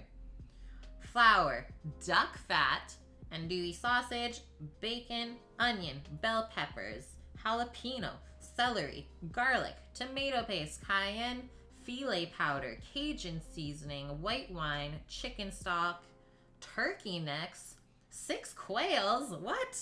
Tabasco sauce, white vinegar, 2 whole crabs, 4 king crab legs, 1 cod fillet, 2 pounds of shrimp, 3 cups of okra, 2 pounds of clams, 2 pounds of mussels, salt and pepper. What? That is so much goodness in 1 pan. But I've never had gumbo with, what was that? What did I read? Quails? Turkey necks and quails? Madness. This is an expensive one for sure. Yeah, 1 pound of butter. Butter makes everything better. He says this gumbo is another one of my dad's favorite things to make. It's one of those dishes that really speaks to me. We would always have it in the summer. There's something addictive about eating a hearty soup like this when it's hot out. Yeah, I can see that when it's like spicy and makes you sweat and it helps cool you down. Seafood, sausages, poultry, and a spicy broth made with lots of love, makes for layers of flavor. I add lots of extras to it like crab, turkey necks, quails, and large chunks of andouille sausage. This is an important one. You are only as good as your roux. Take your time to cook your flour and fat together. It takes time and maintenance. You need to really pay attention and cook that roux until it's dark and beautiful. Well, we made gumbo not too long ago on stream, and yeah, it did take time to cook that roux down. Almost an hour, I would say. Maybe even longer. Yeah, a minimum of 1 pound of butter in mashed potatoes. Suki, this is why we are friends. Yep, simple things like that. A few years ago, I went down to the Tabasco factory on Avery Island in Louisiana, and it blew my mind. I made a version of this recipe for the higher-ups there, and they said it was one of the best they ever had. Either they were being nice, or it was perfect, like I thought it was. Be warned, the spice levels can lead to an out-of-body sweating experience. Nice. He warned ya. Okay, this one.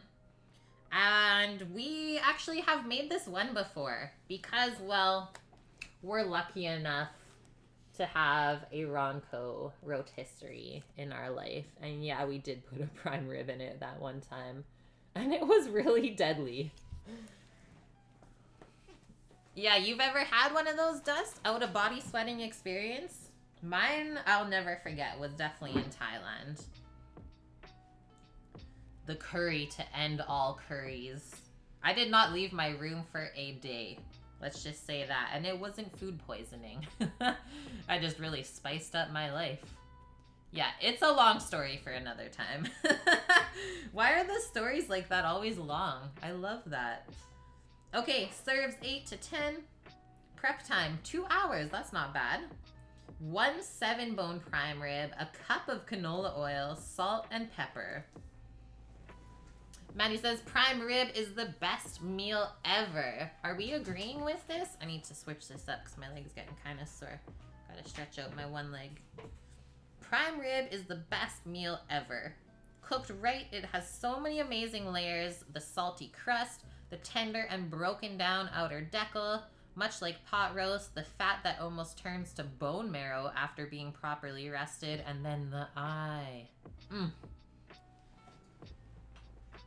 Yeah, I was gonna say, chat's not like crazy right now. Everyone's just listening right along. It's great.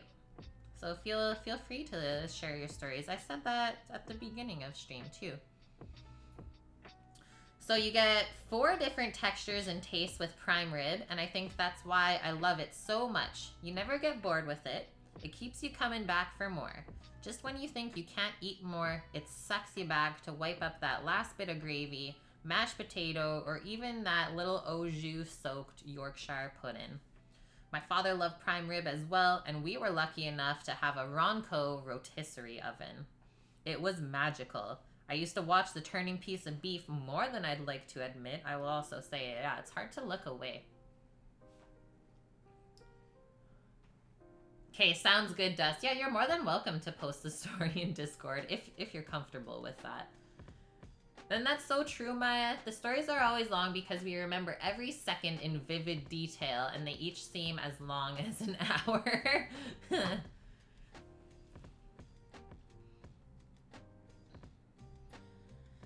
There's something about the rendering fats on the prime rib coating the salty meat mass and just turning and turning and turning.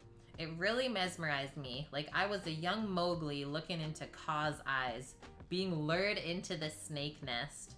I can smell the roasting meat as I'm writing this. It's just one of those things that fills the house and demands respect. I love prime rib. Don't be like my dad. Do not overcook this beautiful piece of meat. And be sure to let it rest before slicing and serving.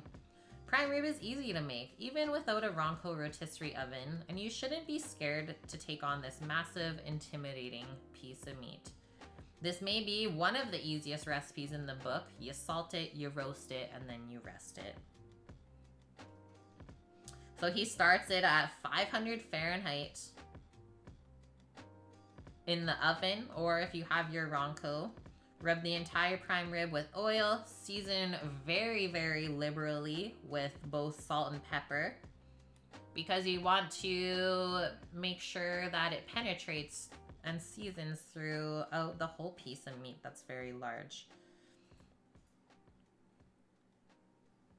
And yeah, for the ronco, so if you're doing it on a rotisserie, we're roasting it until it hits like medium rare on the middle, so 120 degrees Fahrenheit internal, about 15 minutes per pound, he says.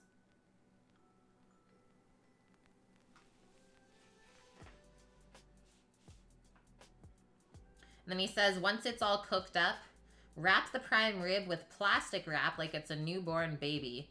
Keep wrapping till it's airtight. Let rest 45 minutes. Cut off the plastic wrap and slice. Wrap it up like a baby. Yeah, look at this thing. We've not done a ronco stream in forever.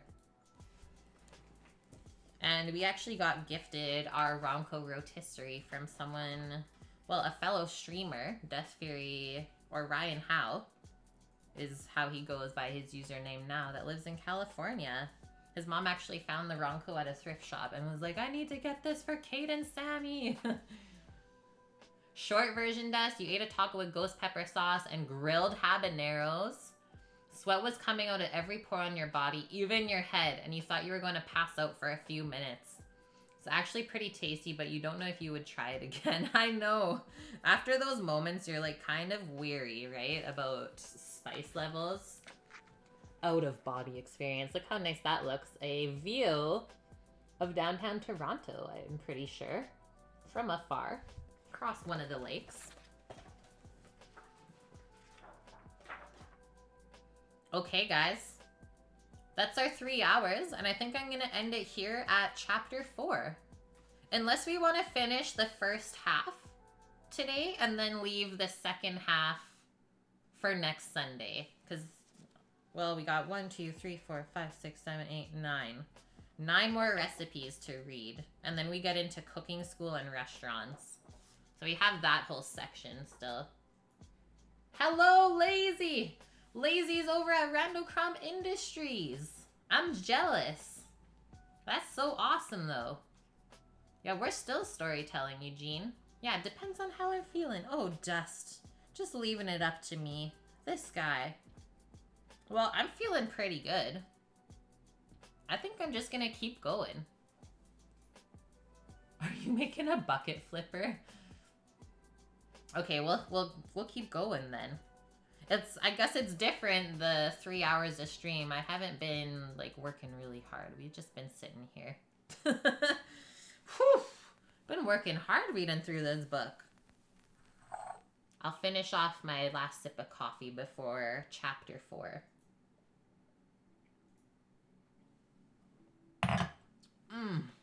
Little coffee with sweetened condensed milk this morning.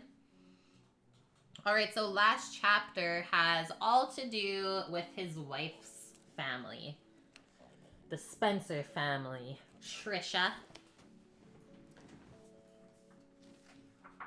And there are lots of good ones in this one. Lots of good ones. Yeah, holy heck. They ate good. Look at that one spread there. That's definitely like Italian influence. Yeah, more. He says, the second family I thought I'd never have. The first time I met my father-in-law, Bill, he was cleaning his eaves troughs. Trish yelled, "Hey, Dad, this is Matty, the guy I'm going to prom with." Right away, I sensed he was eccentric from the way he went, mm-hmm, and briefly looked down at me over his glasses while throwing muck on the ground. I can just picture that on the ladder. Mm-hmm. Yep. Yeah, Casella, it's like, come on now, Kate. You usually cook for 5 to 6 hours. Don't even tell me that you're done yet. Are we stepping out later? No, there's no going outside today. It is like a very rainy day. The rainiest that we've had in a while. I got sad because, yeah, I was thinking of maybe reading outside. But maybe next weekend we'll be able to. Yeah, at least he wasn't cleaning his shotgun. Good one, Maya. Same, but different. He quickly turned away and continued to clean, and then Trish and I walked in the house where Carol, Trish's mom, was making her Sunday gravy. Excuse me, if you are Italian or have Italian friends, you know that Sunday gravy is not gravy, it's a meat sauce that's been simmering all frickin' day. Carol greeted me with a hug and welcomed me into their home. Right away, I started hanging out there a lot. The house on Birdie Bay was filled with delicious and then unknown food. I found out later it was Italian. Carol taught me a lot about Italian Canadian food, about which I knew nothing. Her style of cooking came from her parents, who came from Italy, Mario, who changed his name to Meyer when he came to Canada, and Louise Del Duca. My favorite thing ever during high school was waking up at the Spencer house, hungover after parties at my house. They would always have all the windows open, and the sound of the Great Lake Erie was amazing. Oh, that does sound good, doesn't it? Trish and I would eat cold Italian leftovers in the dining room. In the next room, after doing his chores, Bill would put on his favorite 007 Bond movies. None of that Pierce Brosnan shit. Bill was a Sean Connery man. Trish was the youngest of 4 sisters, Rebecca, Judy, and Deanna, and a brother, Mark. All of them, except Mark, LOL it says, were moved out by that point. But every Sunday, the entire family would be at the house to eat. We would always have a salad to start with Italian bread. In the winter, we would have soup, Italian wedding soup, if we were lucky. Most of the time, it would be roasted prime rib with potatoes or Sunday gravy with spaghetti. If it was your birthday, you got to pick what Carol would make. Oh, that sounds good. Yeah, he's not wrong, Bonk, no. Now I get to ask, but back then I didn't. So I would convince Trish to request chicken cacciatore. I love that fucking thing. We always finish with dessert, coffee, and tea. Right away, they made me feel like part of the family. To this day, Carol orchestrates elaborate afternoon pizza parties for her grandchildren, and sometimes even for the adults. During Easter, the younger kids hunt for hundreds of plastic eggs filled with candy throughout the property. This is what dreams are made of, by the way. Boxing Day brunch is an epic event with more than 40 family members in attendance every year. Carol is a beast in the kitchen. Trish and I still go whenever we can. There isn't a greater place to bring up a kid. Matt gets to run around on sandy beaches and in the woods like I did. I feel blessed. It's amazing. For 18 years, I've had 2 families that I truly love and respect. So, first recipe is the chicken cacciatore. I will say I have eaten chicken cacciatore for as long as I can remember. This one is definitely in my mom's repertoire. She makes a very good version of it too. Serve 6, prep time 1.5 hours, not that bad at all. What's up for the rest of the rainy day? I gotta do a little bit of menu planning for the upcoming week, Eugene. And other than that, probably just relax a bit. It's like our Friday, Sam and myself. So yeah, probably just hang out, watch a little bit of TV. What about you guys? So for our chicken cacciatore, we need olive oil, chicken legs. I will say like legs or thighs in particular are the best for this dish. Just stays so much more moist and adds a lot of flavor with the bones in them. We need olives, specifically called Cerignola olives. So a fancier version of a green olive that's very nice and buttery and not too briny. Onion, red pepper, mushroom, garlic, and then the base is chicken stock, Sunday gravy without the meat, so just a tomato sauce, dried oregano, chili flakes, and then you can serve it with spaghetti or linguine pasta. Thought I might step out since I'm on the island. We don't really go to many places right now because of the pandemic, if I'm being honest. We're just kind of staying hunkering down because I think that's the smartest thing to do. And we're actually going to be going out on Tuesday this week into town. And yeah, we don't need to go anywhere. It's all good. I like being at home. Okay, next one. This is such a good one.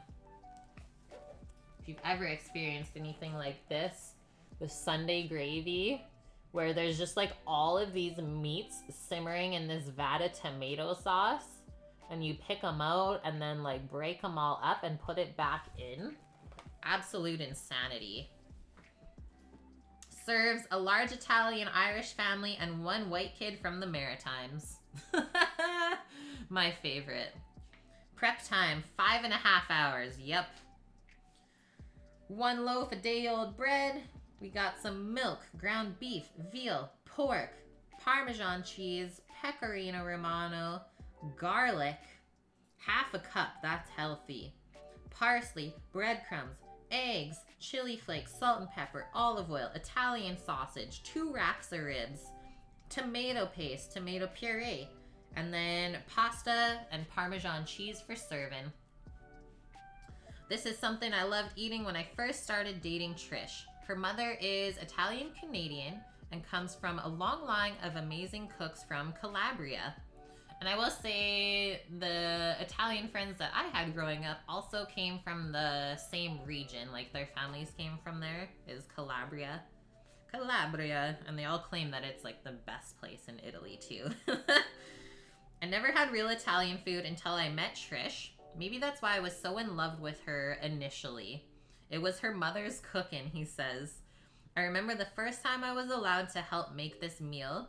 Her mother watched me like a hawk soaring in the bright blue sky, searching for trout. If I did something wrong, she let me know right away with a slap on the hand.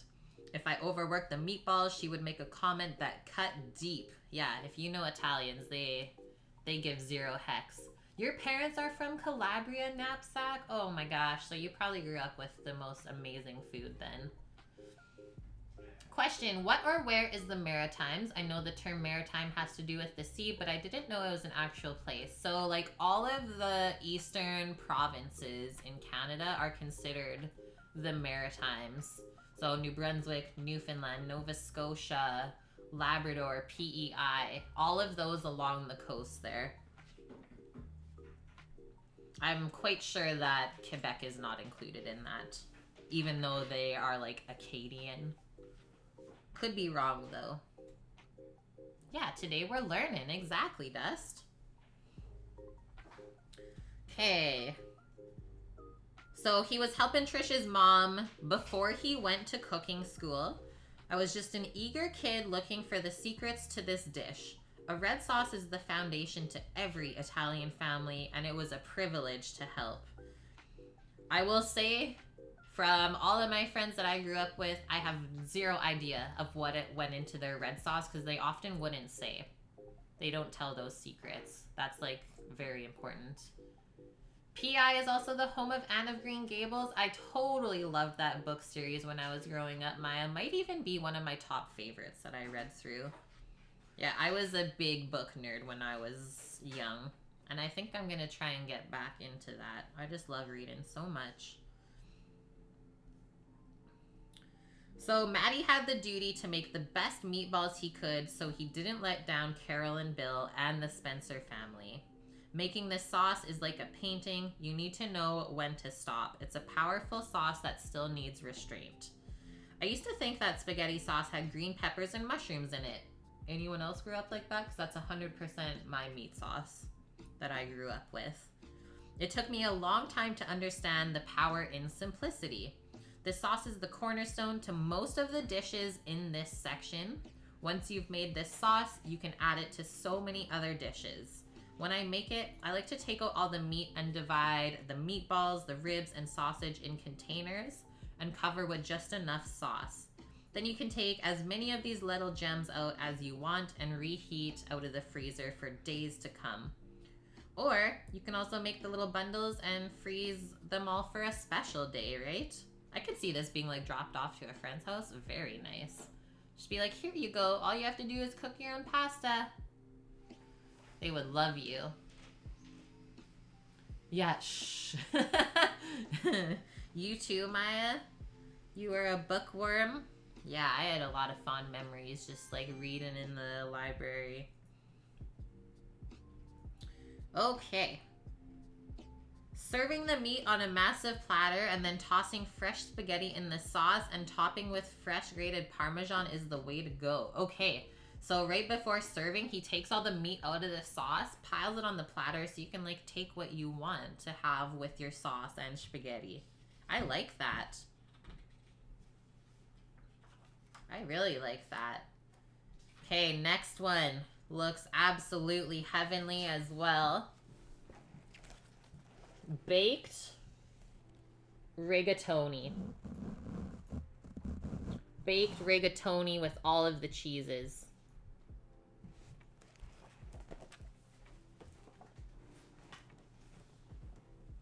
Nom nom nom. And that is one of my favorite types of pasta, because the hole in the middle of the rigatoni just like holds everything in there that you want. Okay, so we need ground pork, ground veal, ground beef, an egg, Parmesan cheese, breadcrumbs, parsley, salt, pepper, chili flakes, garlic, olive oil, Sunday gravy, 2 boxes of rigatoni, and 2 balls of mozzarella cheese. 1 cubed, 1 shredded. Yeah, give me this dish and just leave me alone, Bonk says. Pretty much. A dish and the fork, you're good to go. Almost like how when Gramps picked up his pie the other week, he already had the fork ready to go in the car. He's like, no, I'm good, guys. I'm set up. Oh, man. Serves for prep time 1.5 hours. Yeah, that's not bad. This is an incredible dish made straight from the heart. Crisp, burnt rigatoni edges, melted mozzarella cheese, rich sweet tomato sauce, and little meatballs. So that's where all the ground meat goes into as you make little baby meatballs. All nestled inside this beautiful mess. Dishes like this are low risk and high reward. Yep. Carol and Trish make different versions of this, and now I even make my own too, he says. How many renditions of this dish are out there? I have no idea. Every Nona or Nono or Italian American or Italian Canadian parent has his or her own version. Some may add basil leaves, dried oregano, more Parmesan, maybe even Asiago. Or you can go all pork meatballs or all beef, or a combination of the Holy Trinity, which what he put. I want to make you my version, which is inspired by my mother-in-law and my lovely wife. I had another mind-blowing experience the first time Carol made this for me. I thought pasta was powdered cheese and overcooked little noodles that were mixed with water instead of milk or cream, and not even a nice little knob of heavenly butter. But then I saw this bubbling, glowing, cheesy casserole coming out of the oven like a newborn rigatoni baby, and it was instant love. I knew I would fight for this dish if anyone ever disrespected it. I would stand behind it like an overprotective uncle who's had one too many brown pops at a Little League baseball game. I hope that when you pull this casserole out of the oven, it's one of those moments like seeing the Sistine Chapel or the ocean for the first time. Love it. Are we lagging a bit here, or just on my side? Lagged a bit there. Yeah, you're doing droney stuff with the internet? No? Because it's done it every time you turned it on. No? I'm not doing anything with Oh, okay. But Def lagging. Okay. That is good to know. No bag there. shut up. Okay. It should be in here. I just noticed it. Every time I've heard the noise when you turn it on, it starts to lag a bit, which is weird, right? Okay, the next one, another baked casserole. I know we are all talking about how much we love casserole. This one is money. Yeah, it slows down and then I start talking really fast to catch up. Okay, well, we should be good now. Baked shells. Baked stuffed shells. Does everyone else in chat love pasta as much as me? Because, yeah, I love pasta. And I'm just smart enough to know that I shouldn't eat it all the time. Okay, it serves 4. Prep time, only an hour. Easy mode. Salt and pepper. about 27 large dried pasta shells. And I'm just trying to think about if we have these shells in the store where we're at.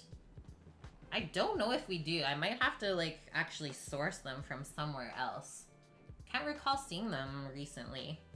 Then we need olive oil, ricotta cheese for the stuffing, Parmesan, pecorino romano, parsley, lemon zest, eggs, 4 cups of the Sunday gravy. And then he does it with salad and green olive dressing, which looks so freaking good too. I really want to make this. I think we might make that as a Saturday meal coming up, is the stuffed pasta shells with this salad on the side. Yum. Okay, I'm also going to take a really quick bathroom break right now because I'm getting fidgety in my chair with you guys. Hold tight. I marked the page for us. Yeah, search and rescue. Yeah, Wilson. The SNR shirt. Search and rescue. Okay, hold tight. BRB.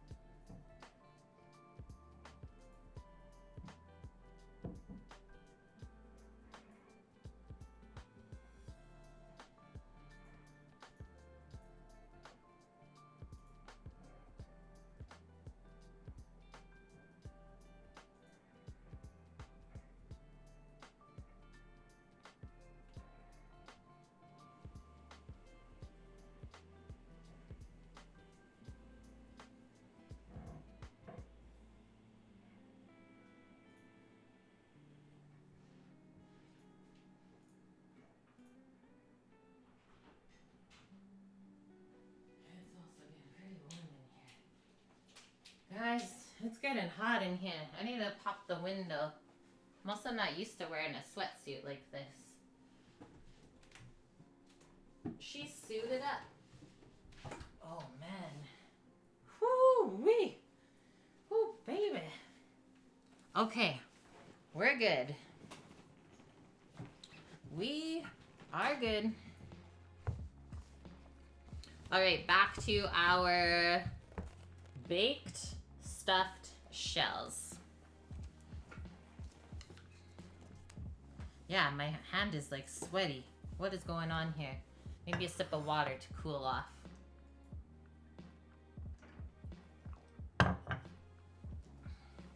Yeah, baked shells are so good, and they don't take that long to make. Only an hour, it says. Making red meat sauce and beautiful ricotta-filled pasta shells is literally one of the best things in the entire world. The simplicity of this dish is unparalleled. Well, maybe aside from a cacio e pepe or aglio e vongole. So like cheese and pepper or olive oil and clams. But those are traditional dishes, and this is just another North American Italian staple that stands the test of time. First time I ever ate this, it was cold. Trish and I came home to Fort Erie late one night, and Carol said there were some shells in the fridge. I was like, what the fuck are shells? Seashells? I had no idea what power was hiding in the fridge that night. Eating red sauce and baked cheese-filled pasta cold is perfectly normal. I love eating cold pastas. I'm not a huge fan of leftovers. Yeah, you said that, Matty. This dish is best hot and crispy out of the oven, obviously. But what I'm saying is you can eat it the next day cold, and it's like another dish altogether. You're getting 2 treats with this one. I love the way Carol cooks. She takes her time, she tastes for seasoning often, she cuts green onions with scissors, and she always makes enough red sauce for many, many meals. What I really learned from her is restraint in cooking. It's what you leave out of the recipes. These baked shells are so easy to make. I hope you eat them for breakfast, lunch, and dinner for the next 2 days. It really is true, though. And yeah, casseroles are almost like one-pot wonders, right? All right, so our green olive dressing with the salad. And yeah, I am sitting with my legs kind of crossed like this. Very comfy. Serves 4, prep time. Gotta love this. 10 minutes.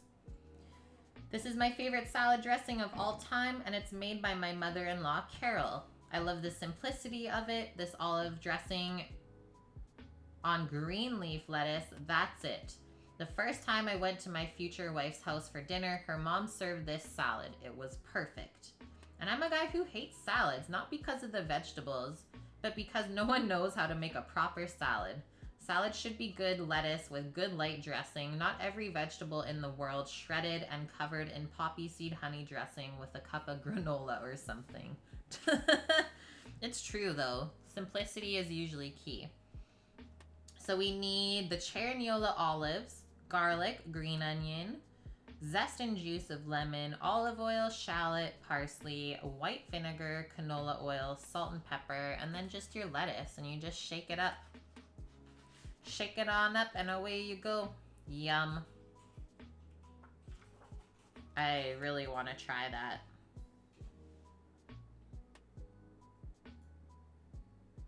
What? Okay, so this photo of the blender that he linked there says the sketchiest piece of equipment ever.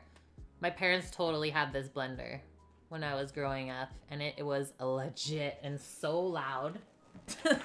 Anyone else get that one? Okay, this recipe coming up is absolutely a hilarious read through. Dr. William Spencer's dried pepper flakes. There's no photo for it. Yeah, you recognize the blender too, or a similar one? Totally, right? And it was just like, you put that thing on high, you better not walk away. And hi, Officer Larva. Hope you're doing good. Okay. So he says it makes 1 500 ml size mason jar of pepper flakes. Prep time 1.5 months. We need a pound of jalapeno. So all of these are by the pound. Jalapeno chili, Scotch bonnet, serrano, both red and green, and bird's eye peppers. Dr. William Spencer is my father-in-law and a dentist. I've had the pleasure of him fixing my broken teeth on more than one occasion. He has a wealth of knowledge in topics that range from World War I to the making of the movie The Birdcage, starring Robin Williams and that other guy. The thing I love about him the most is his love for spice. He has a raw jalapeno by his side at every meal and takes bites throughout. What? I thought that was so sick.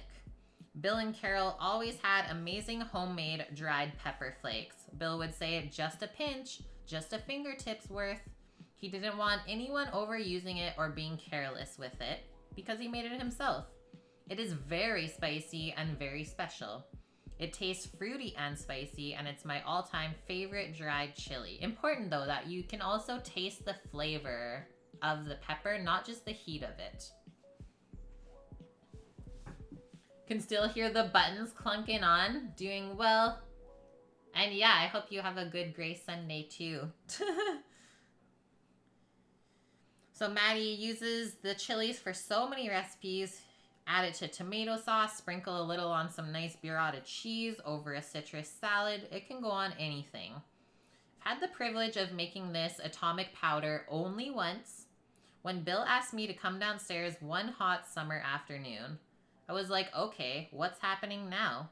Do I have to help fix the sump pump, or was he going to show me his 007 Laserdisc collection again? But no, it was to help pulverize all the dried peppers he keeps in wicker baskets down there. He handed me a bandana and goggles and said I would be needing them. He had set up some 30-year-old blenders on top of a chest freezer. He began to explain how dangerous this was, and I needed to be very careful. He's a pretty serious guy, so I was oddly nervous in this situation, staring at my future father-in-law wearing goggles and an old bandana around his face. He looked like an insane doctor who was cooking meth in his basement. I strapped on the goggles and wrapped my face with the bandana and was like, okay, how bad could it be? We began to blend those peppers and everything was fine until we opened them up at the same time and it was like a fucking mustard bomb went off. I mean, I was fucked. A huge reddish cloud puffed up into my face. I instantly started coughing and within 2 minutes, everyone in the house was crying and coughing. Bill didn't warn everyone. So Carol and the kids started yelling, Dad, what are you doing? Everyone acted like a storm was coming off the lake, batten down the hatches type of shit, because opening the door and the windows and using towels and fans to move all the air around only made it worse. It was insanity, and I felt so bad because I was Bill's right-hand man on his pepper gas bomb. You know what's gonna happen when someone thinks to themselves, yeah, what's the worst that can happen? Exactly. What I'm trying to say is make sure you have all the windows open, or even better, grab a long extension cord and do this outside. There's nothing better than peppers that have dried naturally over a few months and all that fruity heat that concentrates into something that will last quite some time. But I get into trouble every time I make it at home when I forget to tell Trish I'm about to drop the gas bomb. Hilarious. So yeah, pick all your peppers, allow them to dry for at least 1.5 months in a, well, by a sunny window, it says. A dry place that has some sun to help get those peppers nice and dried out. And then every week it says give the basket a shake and then discard any chilies that might get moldy. Once they're completely dried, all shrunken and hard like a maraca, they're ready. Wear your goggles, put your mask on. You do not want to get it in the eyes. Just take the stems off and blend it up. It's very easy, just dangerous and time consuming. So good. That was some vivid pictures. Okay, this probably will be making this one as well. Italian wedding soup. And this looks very proper. I've read a lot. Yeah, we're going to the halfway point today, squirrel. So we're gonna finish part 1 of the book. And then next Sunday we'll finish off part 2. This was really nice. The first part was all about recipes from his families. So this soup serves 6, takes about 2.5 hours to make. Once again, we make little baby meatballs from ground beef, veal, and pork, a little bit of parm, dry breadcrumbs, garlic, parsley, salt and pepper. Then we need chicken broth, onion, celery, carrot, bay leaf, pecorino romano cheese, more breadcrumbs, and some olive oil. Yeah, so good. The only person who reads cooking books from cover to back, probably, actually. I really enjoy reading through cookbooks, especially when they have fun, intriguing stories for each recipe. Nothing beats chicken soup, except maybe an Italian sub. Learning how to make this soup isn't difficult. I want you to know how easy it is. I want everyone in the world to taste this Italian wedding soup. My wife likes to make it a few times a year, and when she does, the house fills with the amazing smells of chicken soup, brown meatballs, and love. Really is easy. This looks good too.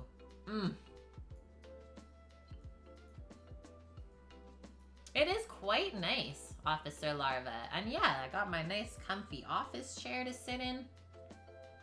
Culinary Matrix.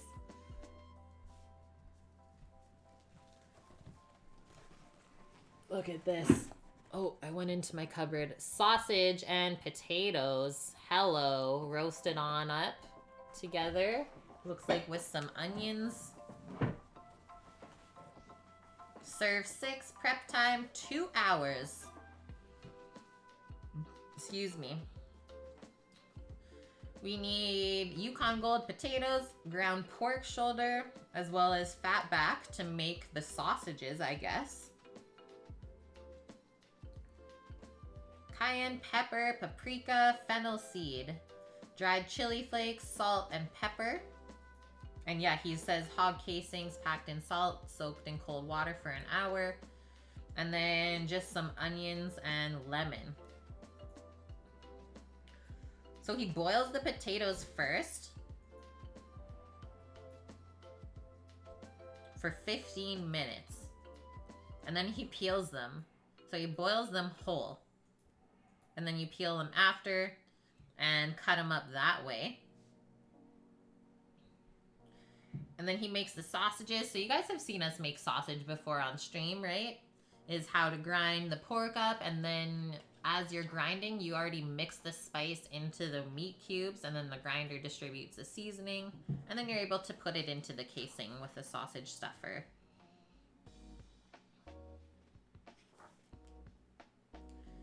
All he does, place the sausages and potatoes and sliced onion on the pan. Heat your oven to 375 Fahrenheit and roast for about like 15 minutes until everything is crispy and golden brown and juicy, it says. Because you already cooked the potatoes, right? So now then you're just trying to brown them up. One of your favorite old cookbooks is More with Less. It's so interesting. I think I've heard of that one. Okay, this one, everyone went nuts over this recipe when this book first came out. I've never tried it yet, but I think it would be good. The bologna bowl. The bologna bowl. I think it all gets cooked in the microwave. Bologna, egg, and cheese. What? Serves 1. Prep time. 2 minutes.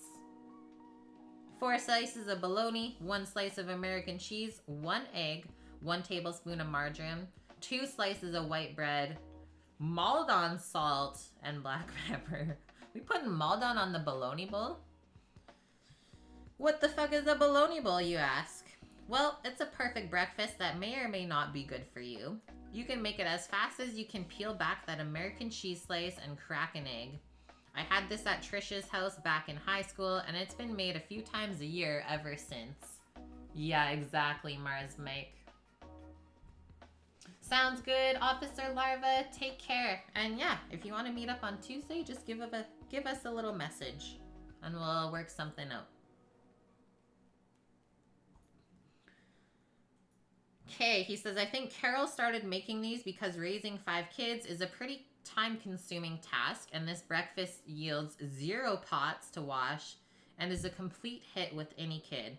I've publicly posted about the bologna bowl only once on Instagram, and it was a 50-50 split of joy and complete disgust. I feel this is a dish from the times of TV dinners and microwaves, before acai bowls and kale smoothies with chia seeds, or shops where you can hook an apparatus up to your nose to smell grass and bananas. I love this dish, and I'll defend it forever. I want to share it with you and everyone in the world, and I urge you to make this.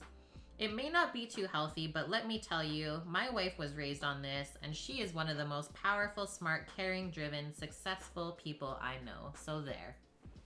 So there's that.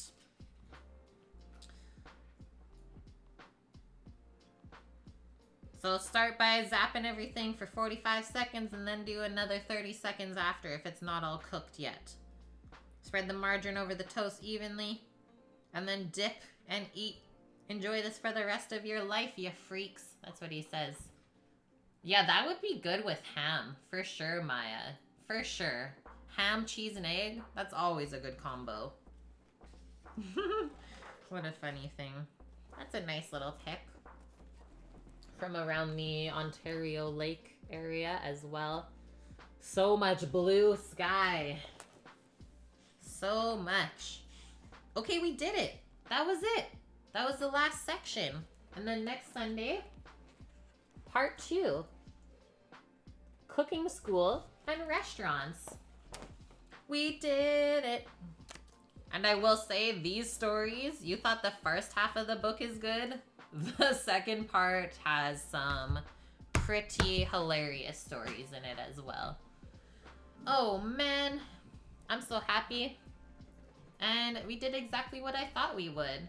So 3.5 hours to get halfway through the book. Not bad at all. An insight into Mr. Matty Matheson himself. Okay, I'll post that up there. And I gotta ask friends, since we're wrapping things up, We gotta go raid somebody. Who should we go raid? We're gonna go check it out. And we will be back as well next Thursday for sure. Thursday, Friday, Saturday, and Sunday. Sunday we'll be getting back into this book. Let me just check who we got on. Wow, I don't even have like my internet browser on. Hilarious.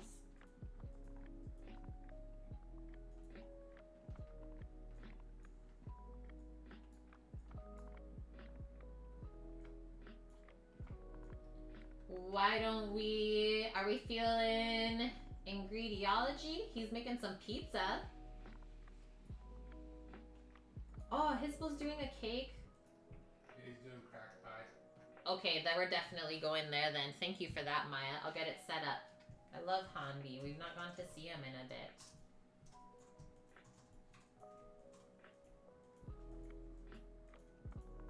Okay. Yeah, we're wrapping up, Dust. I'm just getting the raid set up. There we go. It was fun, hey? I'm glad that you guys enjoyed it. Little bit something different for us to do. And, well, still pertains to cooking, food and drink, all of that. Yeah, he's making crack pie from Milk Bar, I'm sure. Christina Tosi. Yum. I've made that once before and it was very good. All right, guys.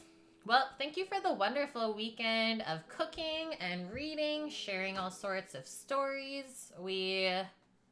Everything that we made this weekend just turned out so freaking good. And yeah, I'm going to finish off the rest of my steak and potato here when we end this. I hope you guys stay safe and healthy throughout the next part of the week until Thursday. And as always, if you need anything, we'll be around on Discord. So stay tuned for tomorrow. I'll post the new menu for the week and the recipes to go along with it if you want to cook with me.